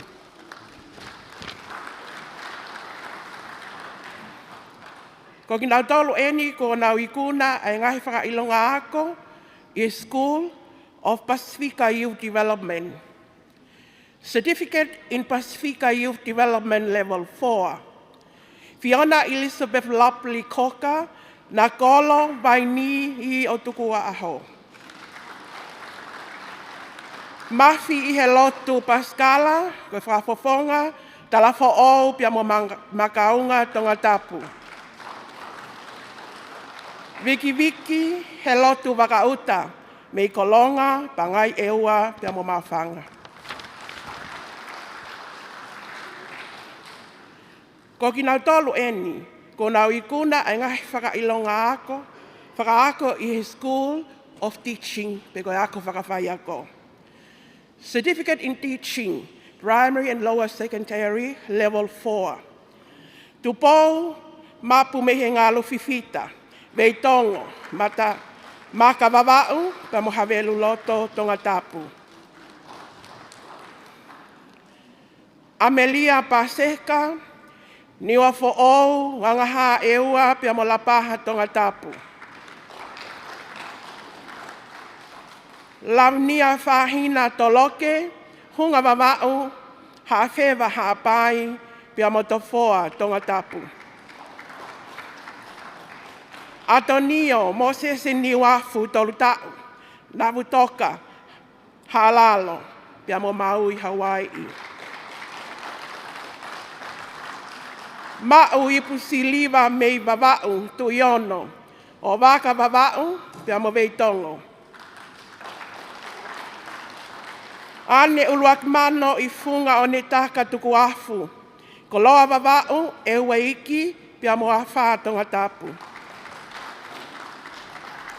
Pia mo mui kovi o lamnia veiongo ki po wono Elisha Sheila, Venicel Jr. ve tutu. O tu lau, ma whanga tonga tapu. Diploma in Teaching, Primary and Lower Secondary, Level 5. Si maima so whaiva hakoteu, Falelotu, muitoa, ha ano hapai.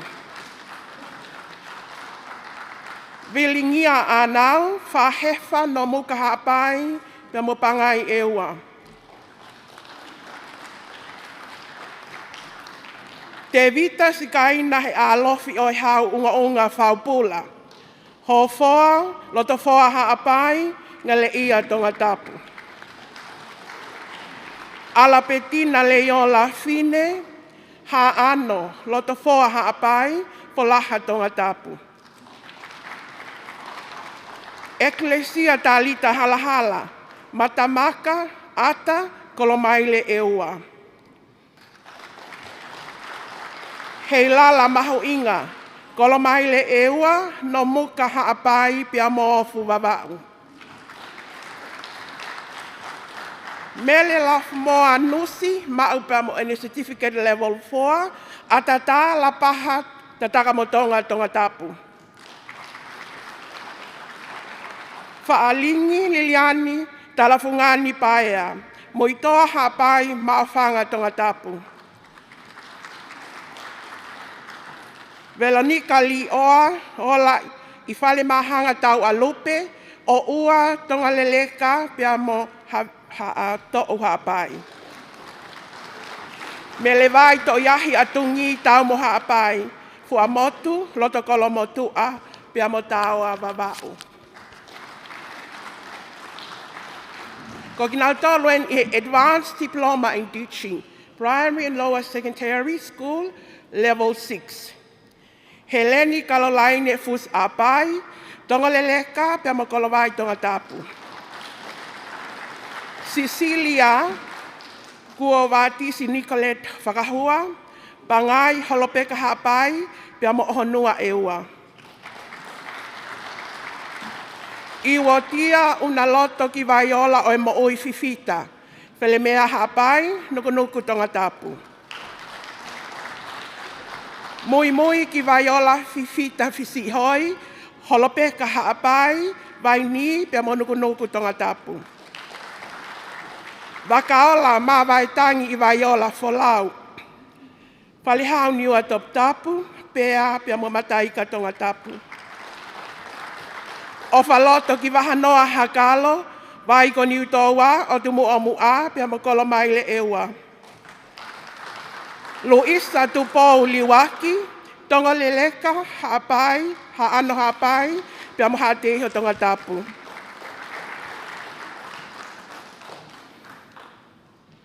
Kisione loloma, o tea vava'u halamaui, pia mo nuku tonga tapu.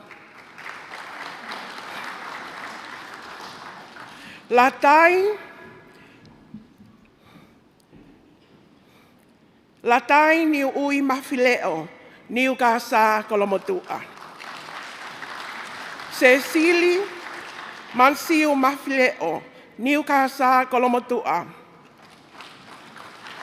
Una loto, Petrulisa ngahe. Te fisi vava'u, ni utoua, pia mo tofoa tonga tapu. Ofa ki monu kai awhe poasi. Holopeka haapai, o koa pia mo ofu vava'u. Toa kase si o la a una loto ki sia tou tai polo. Holopeka haapai.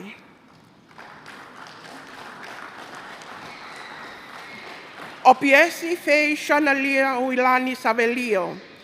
Talau ne yafu wawau, hihifo niwa toptapu, pia mo Kolofo'ou.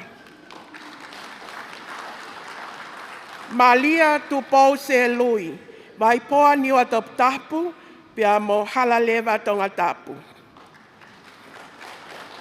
Alisi liku similai, falevai o te avavau pia mo malapo tonga tapu.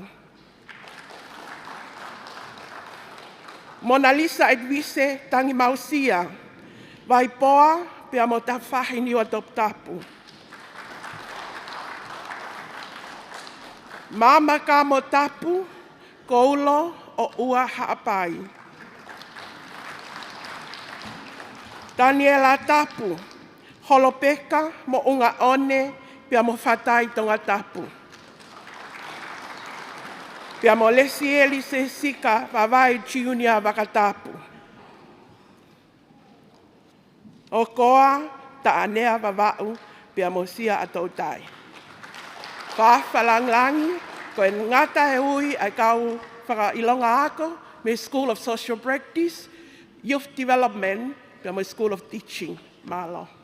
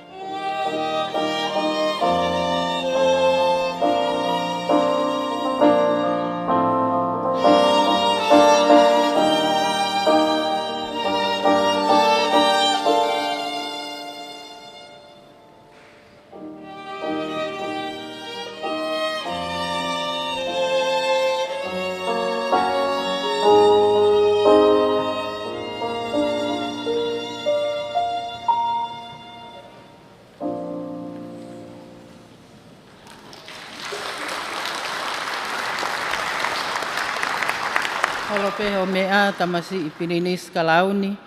Ai whamore mua ka e laumari e rei ai wheituuna.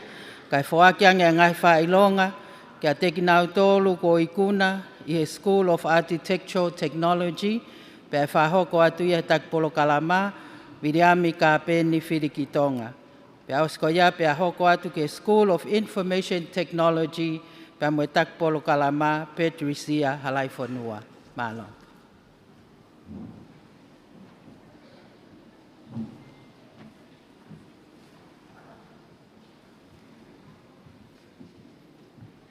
Ko ki nau toluen, ko nau ikuna, ai ngai Faka'ilonga ako, yes, School of Architectural Technology, Level 4.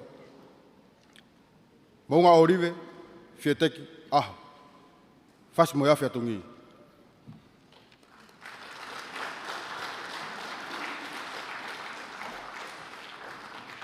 Merino, manusiu i moana, le tisi. Haano, tonga mamao eua, nukunuku.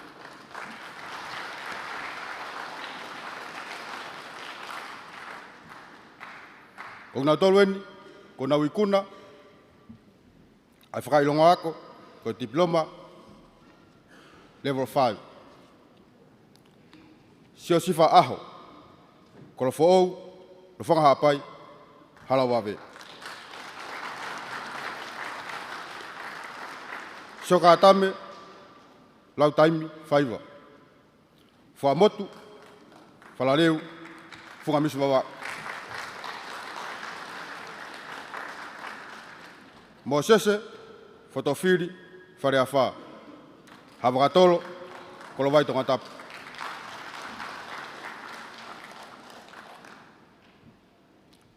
Suriasi, Mary Fatu. Hiva ni watoptapu, homa tongatap, umusi.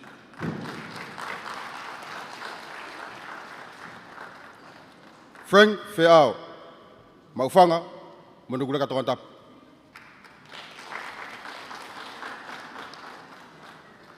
Cecilia, ofaki Hawaii, kahau komoku, kapia olani vulangi, fifita. Feretoa, koloa, otungake vava. Simaima, Feuyaki, Chiunia, Firiai. Tataka motonga, to mama ni Wafo'ou, to fua tongatap. Makoni, visa sio, siu atakap, hau. Maufanga, niwa toptapu, hapai. Sereti, hopoate. Fua motu, toula wawau, namuga hapai. Latanoa, mata vai moui, lavulavu. Niafu wawau, Kolofo'ou, mafanga tongatap. Semisi, fungarei, reakona. Farevai, taoa, talau wawa. Te vita, ikani latu, lolohea. Te fisi, leo mapa wawau, homa kerikau. Etuat mafi. Otungake, okoa, Kolofo'ou tongatap.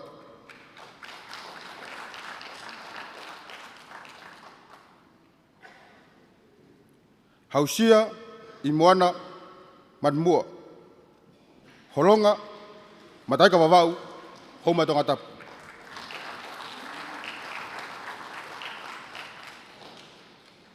Pere militoni. Kolonga, haano hapai, nautoka tongatap. Makeloni, paki, pomare. Fatai tongatapu, mataika wawau. Surieti, waine, taulanga Fo'ou, taria uri. Petani ni Wafo'ou, mataika wawau, popua tongatap. Sione Tupouto'a tau whaau. Tawa, talau wawau, nomuka hapai. Kare sita, tonga nevai.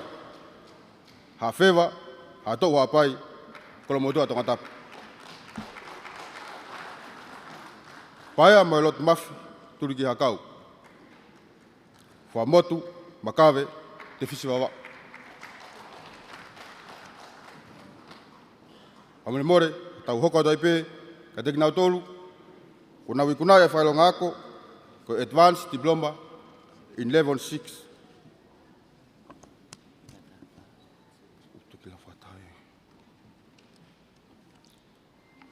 Sione whainga nuku, muitoa ha anu hapai.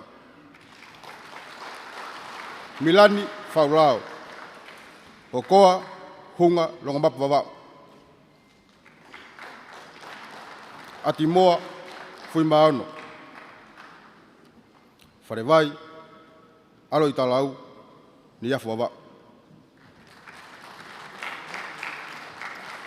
Susana de kina ki Auckland, funaki. O tungake wawao, pahu tonga tapu. Ana, taipareti, talasinga, hef. Koulo, haano, tofua tonga tapu.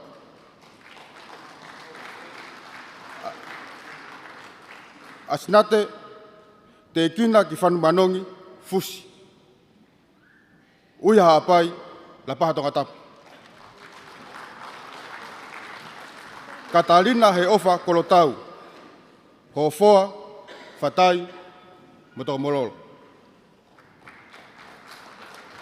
Samiwala, whaiwalu,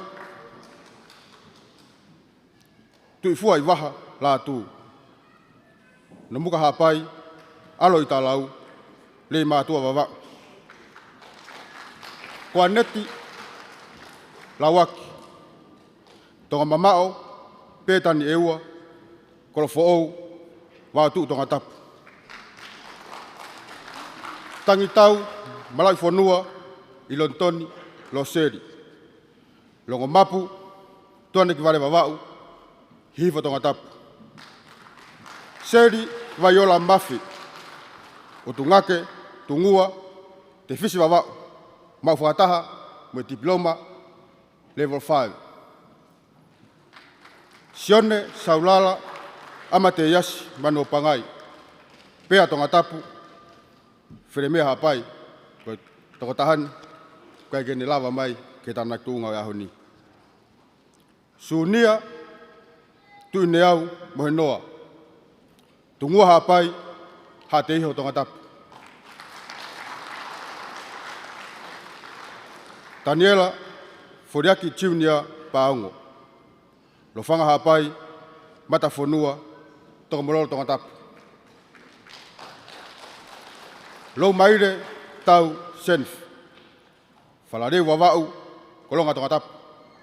Mau whakataha ahoni, pia mo diploma, level 5.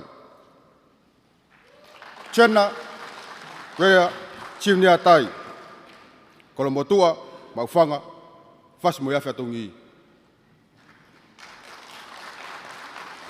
Langi nunu, i he palanite, kario pasi, siu nipa, havea tewi. Kolomotua, fasi mo yawhia tongi. Lo mano, manuata i wailahi, tonata. Ha whewa, ha tou, tofua tonga tapu. Timote, tu yono, tu uta.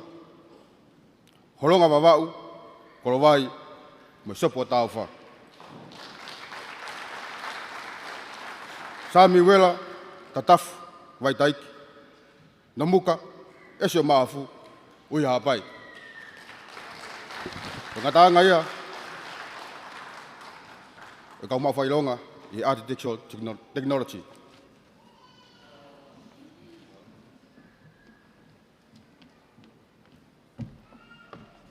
Whamorimore ka tau hoko atu ki he School of IT. Ko tō taha eni, ko nei kuna, ai Faka'ilonga, Faka-Ako i he Ulukalala Certificate in Information Technology Level 4. Maureen, Stacy, Litia, i Maria, Tulangi, me Mauwhanga, Tuane Vale, pia mo whahefa.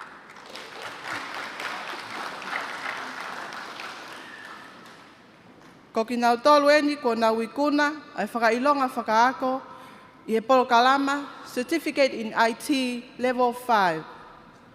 Sela, tautala misnare whakahua, me tofoa, pia mohoma kerikau. Lalueni, vei tangitangi Feleti, me te fisi, whahefa, pia mopaho.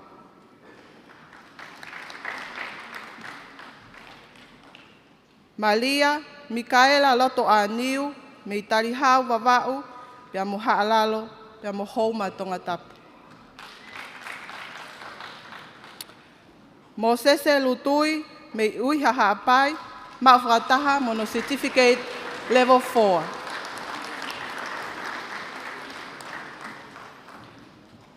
Mamaloa, a fisiotelepi manu, me pangai, haano haapai, pia mo Kolofo'ou.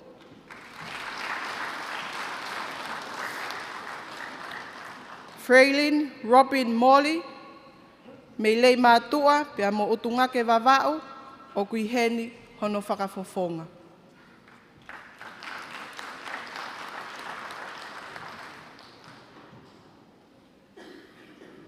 Juliet, walamotu whane Tupou ngā wamo, me i Kolomotua, pia mo fuamotu. Mele siu ki moana po te sio, me i Kolofo'ou, pia mo houma tonga tapu. Mele Daphne Sole, me i ahau, la paha, pia mo nomuka. Pia mo tasa vaea, me i fungamisi vavau Kolofo'ou, pia mo maufanga, o kui heni hono whakafofonga.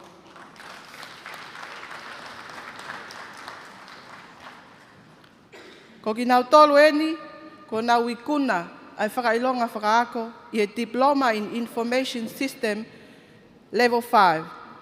Lakuini, Angelica Verata Amanaki, me niwe pia mo maufanga.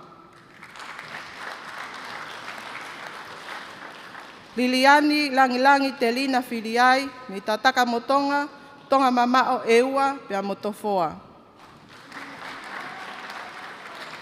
Paul Hartwig Johansen, me maufanga havelu pia mo kolonga.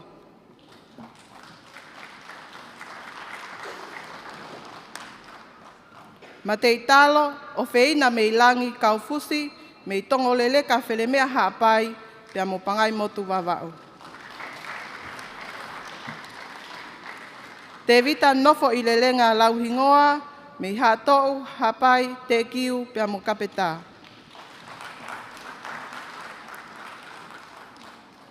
Viliami, Maiali Waki Lausii Foaki Saint Christopher Murphy, me Falelotu. Eleanor, Paya i Green, Asei Manoa, me vai malo vavau, no muka hapai pia mo puke. Lona, Tun, Nani Motu, me nuku pia mo houma tonga tapu. Mele finau lavaka, Palavi, me kolovai, hoi pia mo pea. Ana Seini, Heulupe i sia talau, me hawhewa tuanuku pia mo waka vavau. Helena, whale ki moana Angel taufa, me matamaka, whasi mo iafi pia mo havelu toke lau. Olivia Heta taufahema, me kolonga, navtoka pia mo hatafu.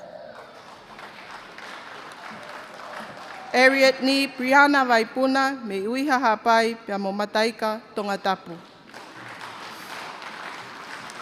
Pia mo Daniel, Heseahi Vea, pe tungua hapai, nualei, pia mo hateiho tonga tapu.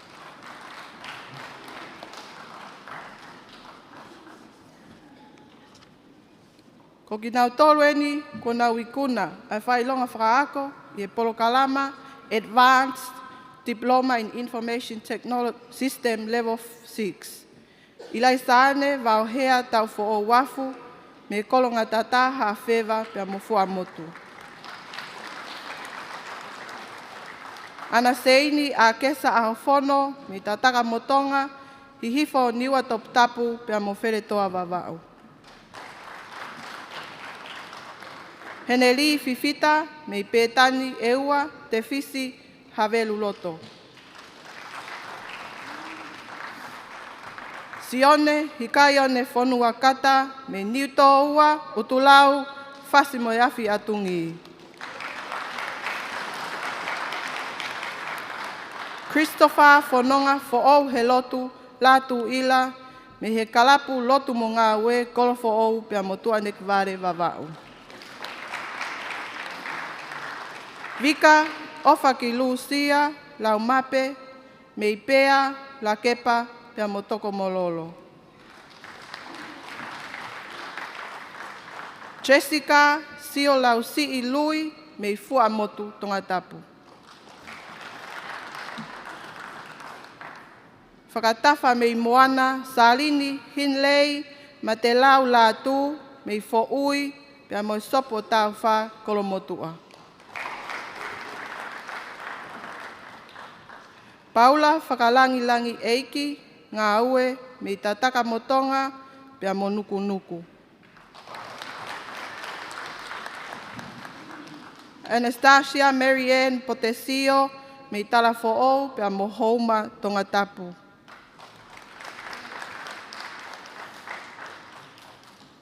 Keilani, Lisa Marie, Savietti, me nomuka hapai, haalalo pia mo lapaha. Tawakeoma o e maka hoko walu ta ufa, me vaini la vengatonga pia mo uiha hapai.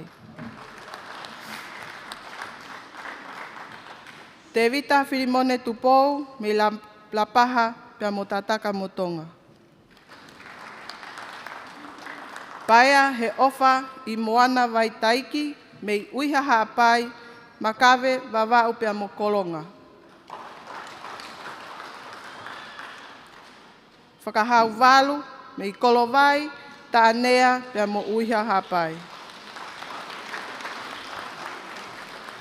Pia mo wasi, Yumiko, Felicia, Yolanda Marie V, me Faleloa hapai, Falehau, niwa top tapu pia mo longolongo. Whawhi wharanglangi, koe kakato ia, koe kau mau Faka'ilonga, me he School of IT. Malo.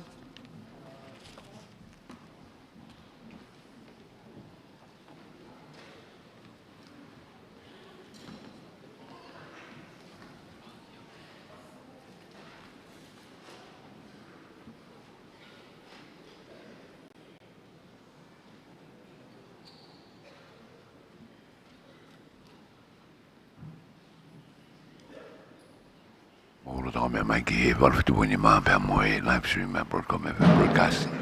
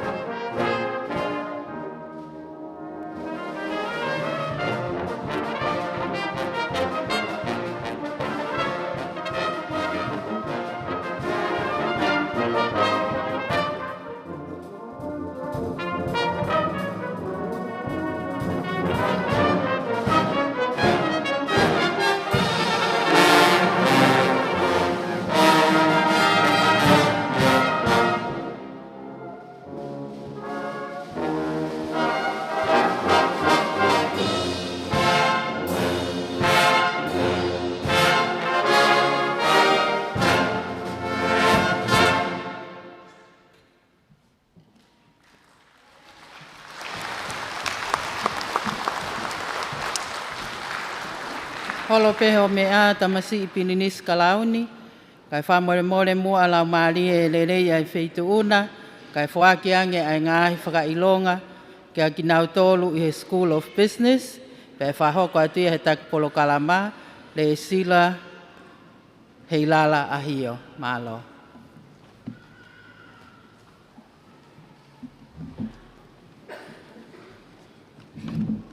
Ko ki nau tolu eni, ko nau ikuna, ai ngai Faka'ilonga Faka-Ako, ko Diploma in Business Level 5.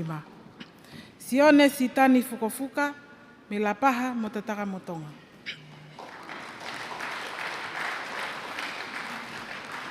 Ai tilini la tu heft, me haa te iho pia mongere ia.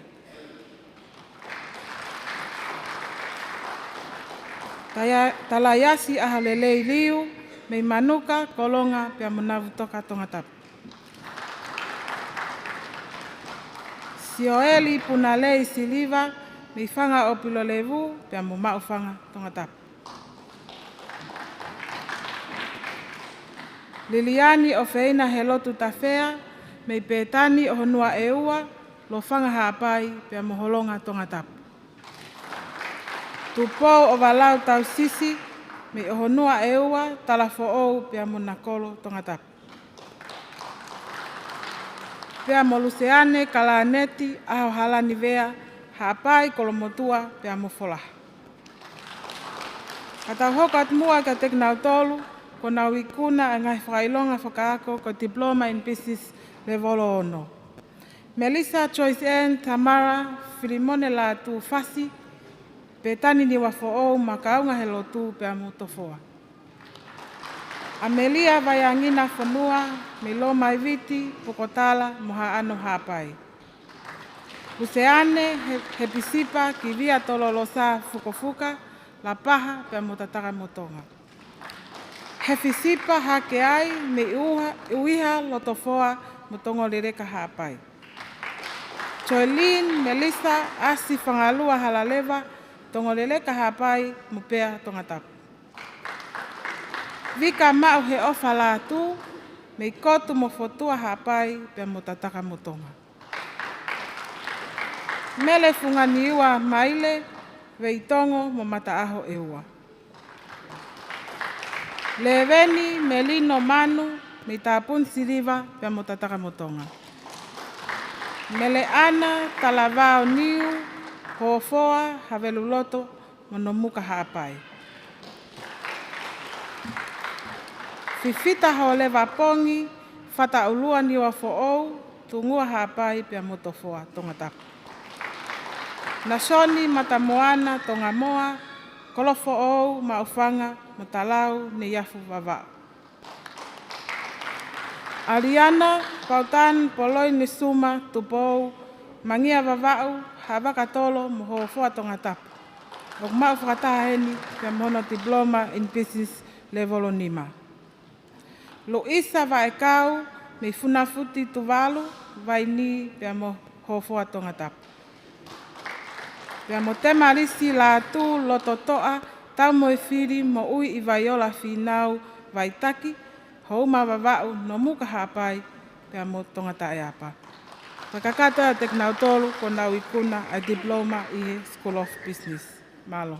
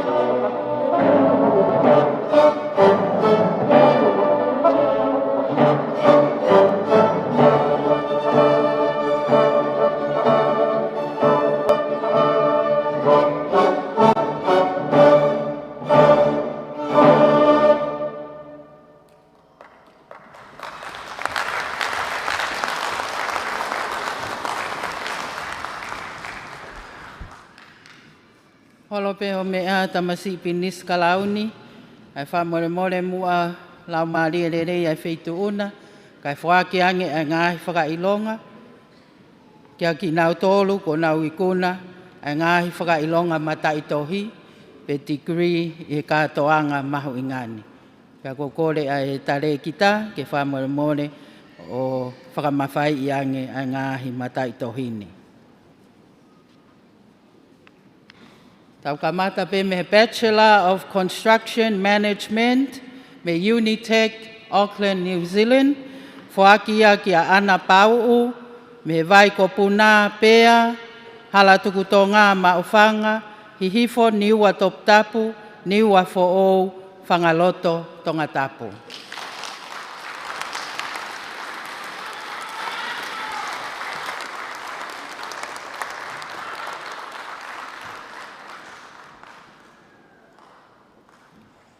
O ki nau tolu eni ko nau ikuna ai Bachelor of Applied Business Studies, level 5. Sentila whiri moe unga langoia aholelei me Kolofo'ou hofoa ngele ia tonga tapu.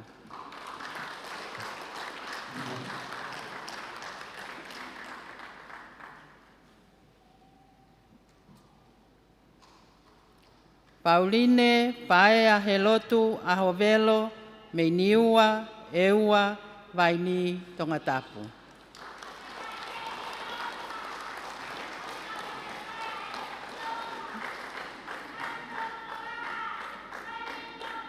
Lesieri, fisi i hangare, whanga, me seti o wao longolongo, funga o netare, uiha hapai, hofoa tonga tapu.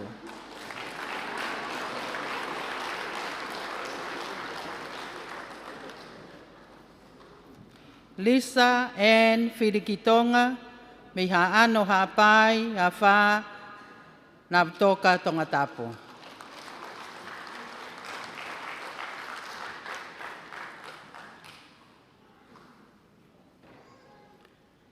Hola ki he eiki whinau, me fo'ui, vaipoa niua Tupouto'a, whakakai hapai, makawe wawao ha utu tonga tapu.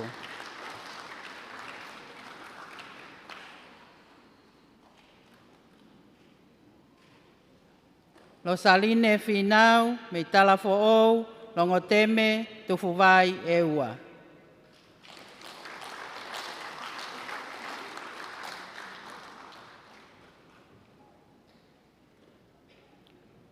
Palatasa havea, funga mangia vai, tukulalo, makawe wawao, whanga o pilo levu tonga tapu.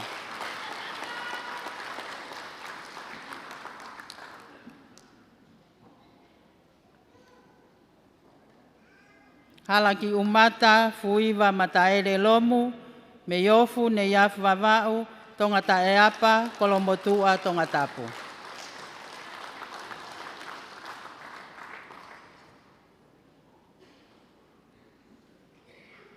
Ana la mai wakapuna mafi, me iokoa vavau, vaipoa ni ua toptapu, tofoa utui vavau, ngere ia tongatapu.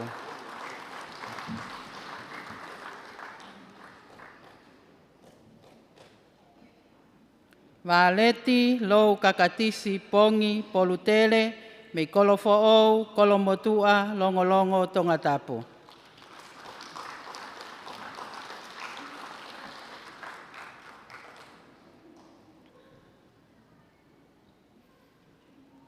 Au nofo ki paini tu ua langa oi po oi, me lei mātua falaleu vavau, kolovai havelu loto tongatapu.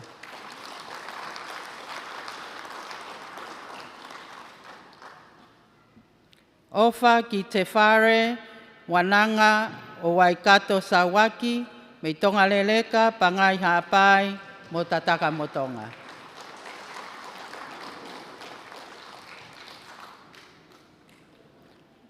Matamoana Mahakoni Savieti, Whangale'ounga haapai, hunga vavau, Talafo'ou, makaunga he Lotu, tongatapu.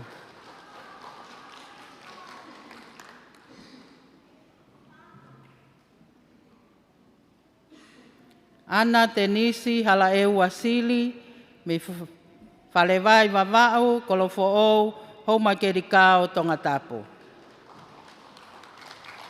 Te piuti o Teofilusi tuipulotu tau ataina, me folaha masila mea fo'ui tongatapu mo tungua hapai.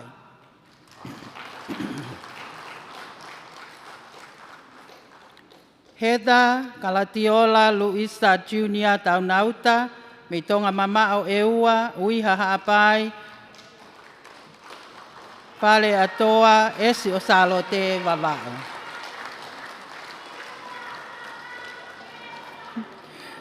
Tapenisa lo amanu tuivai, me ne yafu vavau, fasi mo yafi atungi, mala e wakapuna fua motu tongatapu.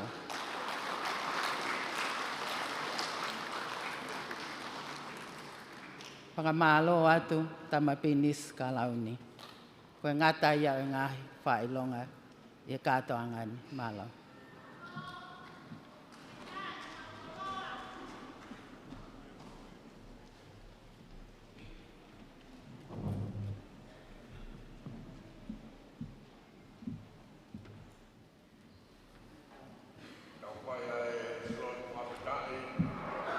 Ko hego I kona, ko tau Faka'ilonga I aoni. He tau Lotu.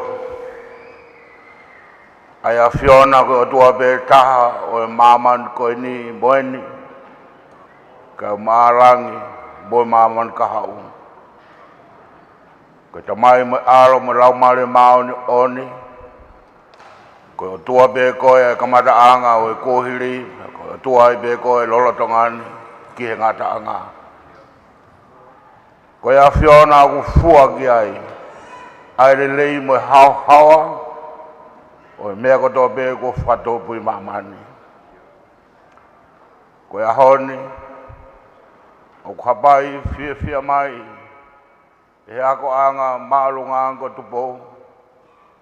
Ai ora mo le lei o e whai whatongia ko nau whai. E Faka'ilonga ai ngawe matiaki kau whai ako. Popo mo tau he ngahi mātua me kau tahi whanau. A te take o whai he siasi mo e pot ngawe ako. Ka maa ngahi vi sone ko whatoka ki he rei a Tonga I he kahauna. Whakakoroa I a honi ke ngahi whamiri, ngahi kuna. O ui hona o ngahi ngoa, ka maa hona o ngahi Kolofo'ou anga. Whawhita ia te poto mo ilo mea, ke whakakoroa aki, ai tau tangatani. Peo mau whiawhia, taihano te tau, ke mau whamaro, ke Foaki mea lelei a whiona ma hoka kai. Me hene tama binis karauni, ke whamooni, e iai be ka hau lelei e whanua. He manako e whanua mohono ka kai ki he ako, pe te tau whakarakaraka e whanua ni o Makatoanga e ngahi tāpoaki, o i iro mea o e ngahi ako a ngā, ka mai ako e tau whanau. Wawhita, ke i koroi e ki ako a ngāni, ke i fua motori, hono ngahi fua, o ku fish momoto, hono ngahi teunga Faka-Ako o wha. Pe o kā masani ai e whai mate aki, moe mo ui tūtu unia. A ki nāu tolu kotoa pe, o kaunga tonu ki ha hone. O ki sia koeni, hange na e kamata pe, hange koe parofsai na e whai ai sea. Iai pe toka tāmaki, e ngai ta whukafonga, ke horoki mo e hara ke whatonton. Anai tui pēr sesi, ke whanonga ko ni mo e whakarakaraka, ke tanu pē, mo whai e whakaamanaki, ki haka hau lelei, ma e whanua me mo e roto. Koe kamatanga ai tanu sia na e rau te rau pē whala. Kai tanu pē, ngahi tau tangata. Kau pure ako, kau me mi mapot, kau paresene ako. Mo ngahi tau tangata ko mau mui mai. He tanu e ki sia koe ni, mo amanaki na e whotu, ki he rei, ma e whanua mo ki mauto. Tanu e ki sia koe ako maalunga, rawa ia. Toi tanu pe ki sia koe ako maalunga nge, rawa mo ia. Kei tanu pe. Panai muna pe, ai mātua. E whai ake pe o furahi, pe aonga. Nai muna pe, langa pe, ai whakatupu pe whanaui. Ha whanga ki certificate, ko nau tokola. Langa pe o whanaui, ai ngahi diploma, pe ko nau tokola.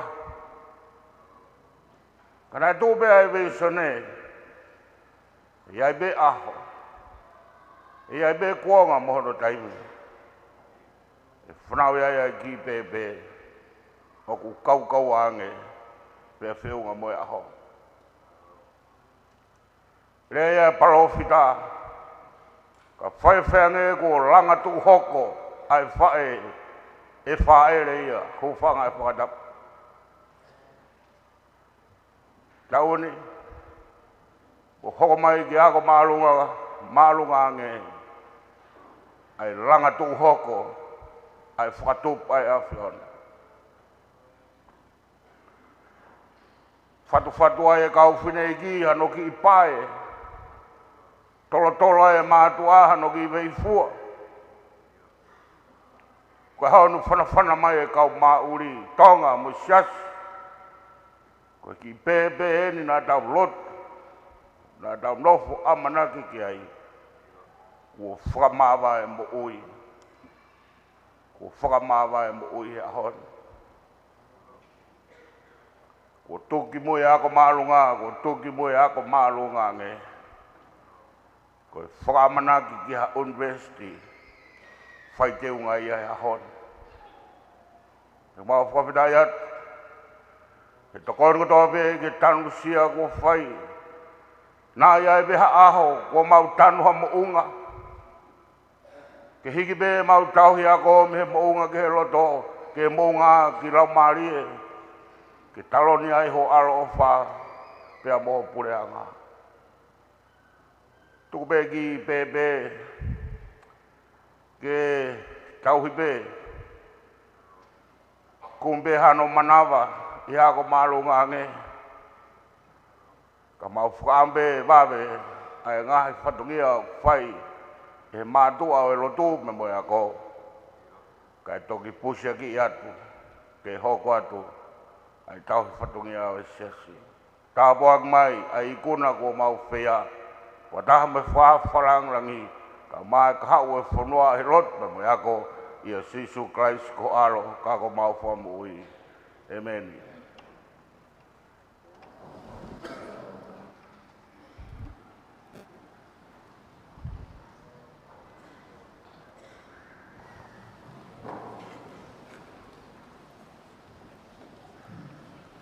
Leo koe ni ki TTI choir mo orchestra, sabe mataere. I am he. Fa'u. Estinal. Professor McDonald.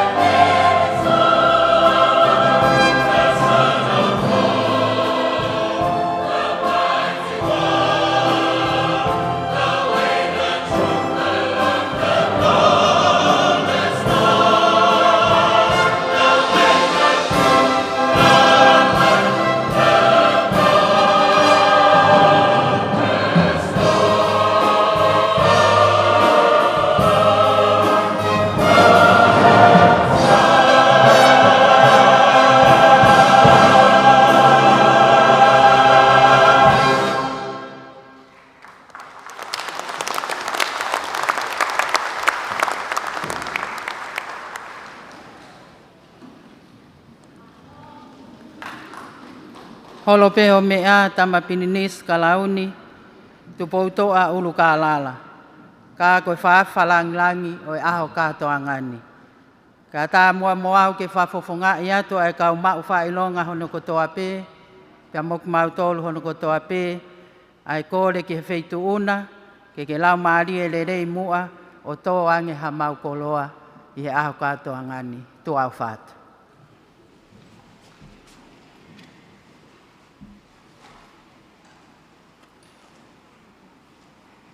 Kapke tō mawhimawhi whio tau Lotu Tonga. Kapke whaiwhikau tuke tā te witawea, Maristenia, Siasi, o sea Katoangan. Tapo whaiwhikau Arifet, Atiola, Segari Tailai. Kapke a whaiwhikau tuke tā te wita Parewhau, Maristenia, mai ako Siasi. Kapke a whaiwhikau tuke tā o Matea Kata, o Tare ki Tai. Ako Tertiary Tupou. Tapu e kau Faka-Ako e abiako. Tapu e mātua mo e tau whanau. Tau pē. Ia whatapu ke kia ki motonu. Uku ikuna e ako. Tertiary Tupou mo mau Faka'ilonga e aho ni. O whawheta ki e tāpua kone Foaki, mā tongani. Ko e tōtaki, o ki motoro tā pē, ngō mau o mō Faka'ilonga, Faka-Ako e aho ni.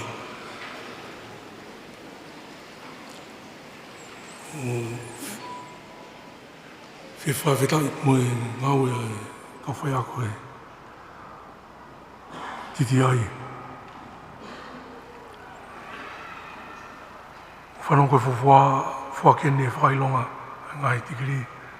Pea ko iloi pe maru i kai ke whaingofua ke mo riake ako e ngai tokaterine Siasi kai whito e whakau ke ai mea ke. Whawhita i homo ngau e rei ko ia.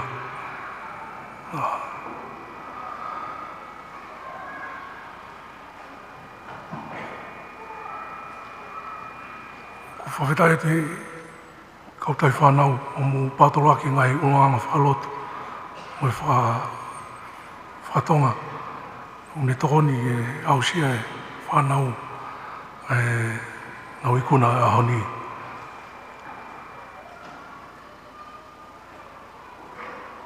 Ka ki no whakasi ko whawheta e atu ia moto kau ako. Uloi ko mu ke ki ngata pe mu he ausia mu ako ko tokon ki tau whanua mu kaunga api. Ako no fie whaho ia e iki. Whamalo mo whapapato mu ngau e. Malo.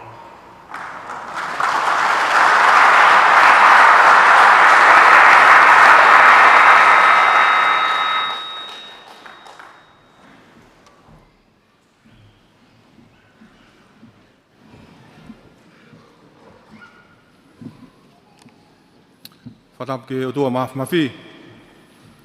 E u whatap ki he sea Katoangani. Whaiwhikau tō tā te vi tā kolo ia hawea. Ka koe Palestini o Siasi usina tawantai nā Tonga.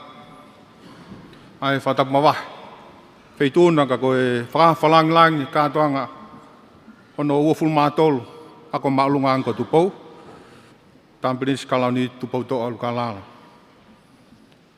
Kau atā ki u Ufanga ngai whatap ko tō pē ko au whaki pe mihe kamataanga i Katoangani. Ka e whawhawhanga te whatongi a koeni. Whawhalanglang. Whawhanga e sea Katoanga ka koe ek prestenia sa sue siran tawadai no Tonga. Mone ngahi a ko. Pepehe ki he tunga mātua. Tare kita mi kau whaiak. O e TTI. Pepehe me he whanau a ko. Papehe ki he kau tahi whanau. Ke watu ai tukoloria po me whawhita ki heiki. Ko hiko ne whalau maari e whaitūna. Ka ke mea mai a honi o Foaki a ngahi Faka'ilonga Faka-Ako ka ki nau tolu ko nau ikuna i a honi. Peo mau whawhitai lahi ai. Ko hi ko kei tūholoaki pe ai tanumaki. Pa moe poupou a ha moe off. Ki he koloa ka koe teu tangata. Ko hi koe langa whanua au whai mātonga. Pea au whiwhia ai e tūnga whine mātua.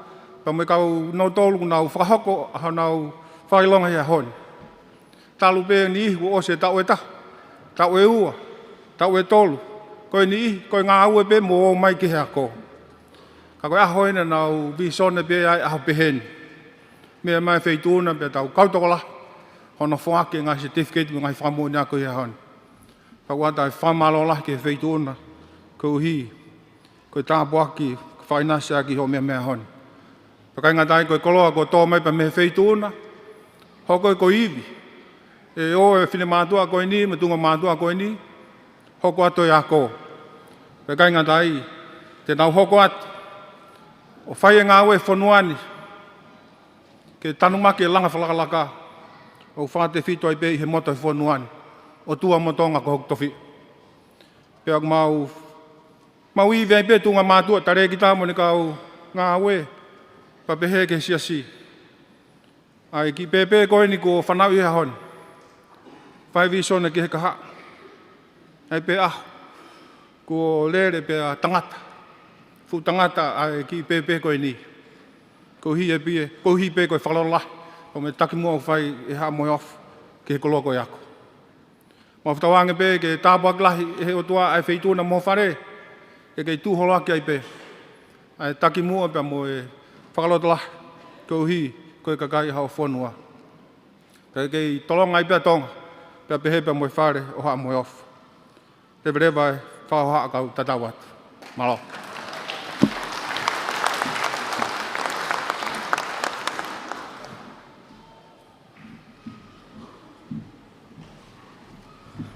Koe polopola himi. Whakaose ake tau Katoanga we ahoni. Ni mange au pitu ngō fulu e himi. Ka tak mo mea ke tau hiwa. Sisu ko koe pe, koe mama mo onia. Wahinga poto keke. Koho huelo ia.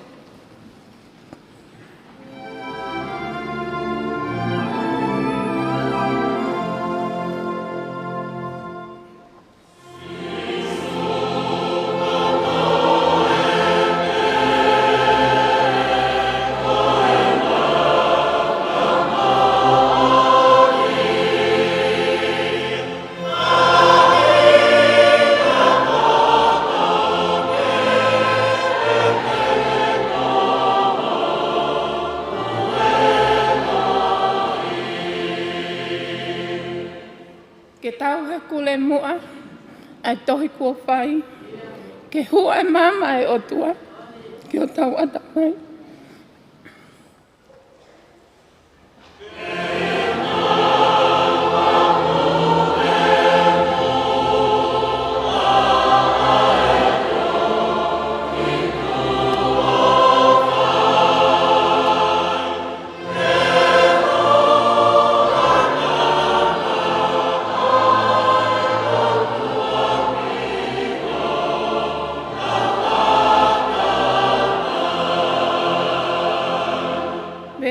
Osi. Pehepe ke tautari ai hivi o tohi. Hangai atamai ki ai ke mauai ha malohi.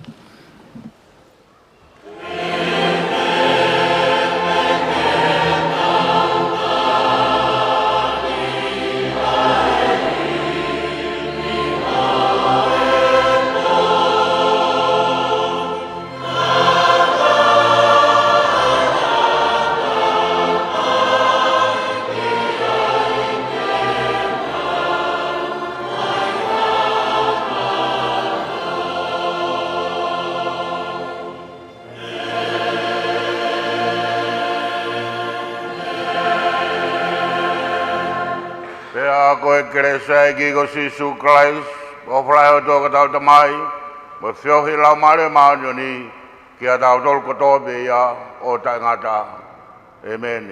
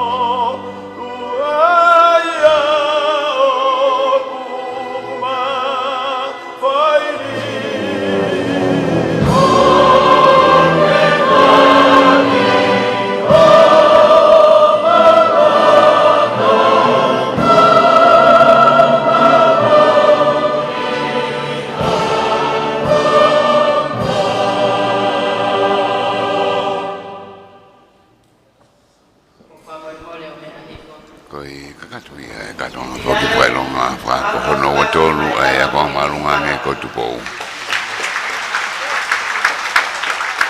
Pode me falar tu Senituli no Kolofo'ou.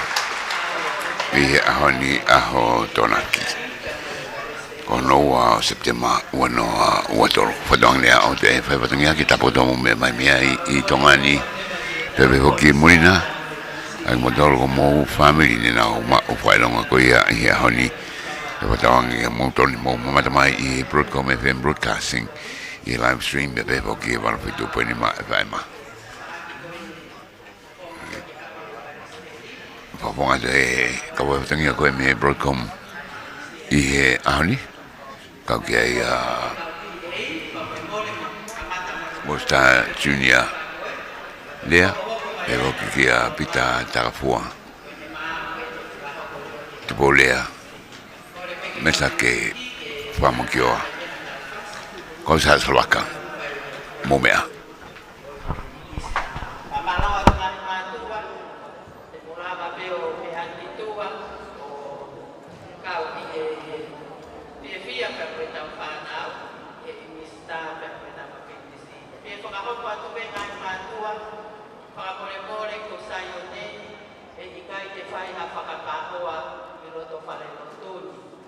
Amore, amore, a me ha to be tu wa, o fai ai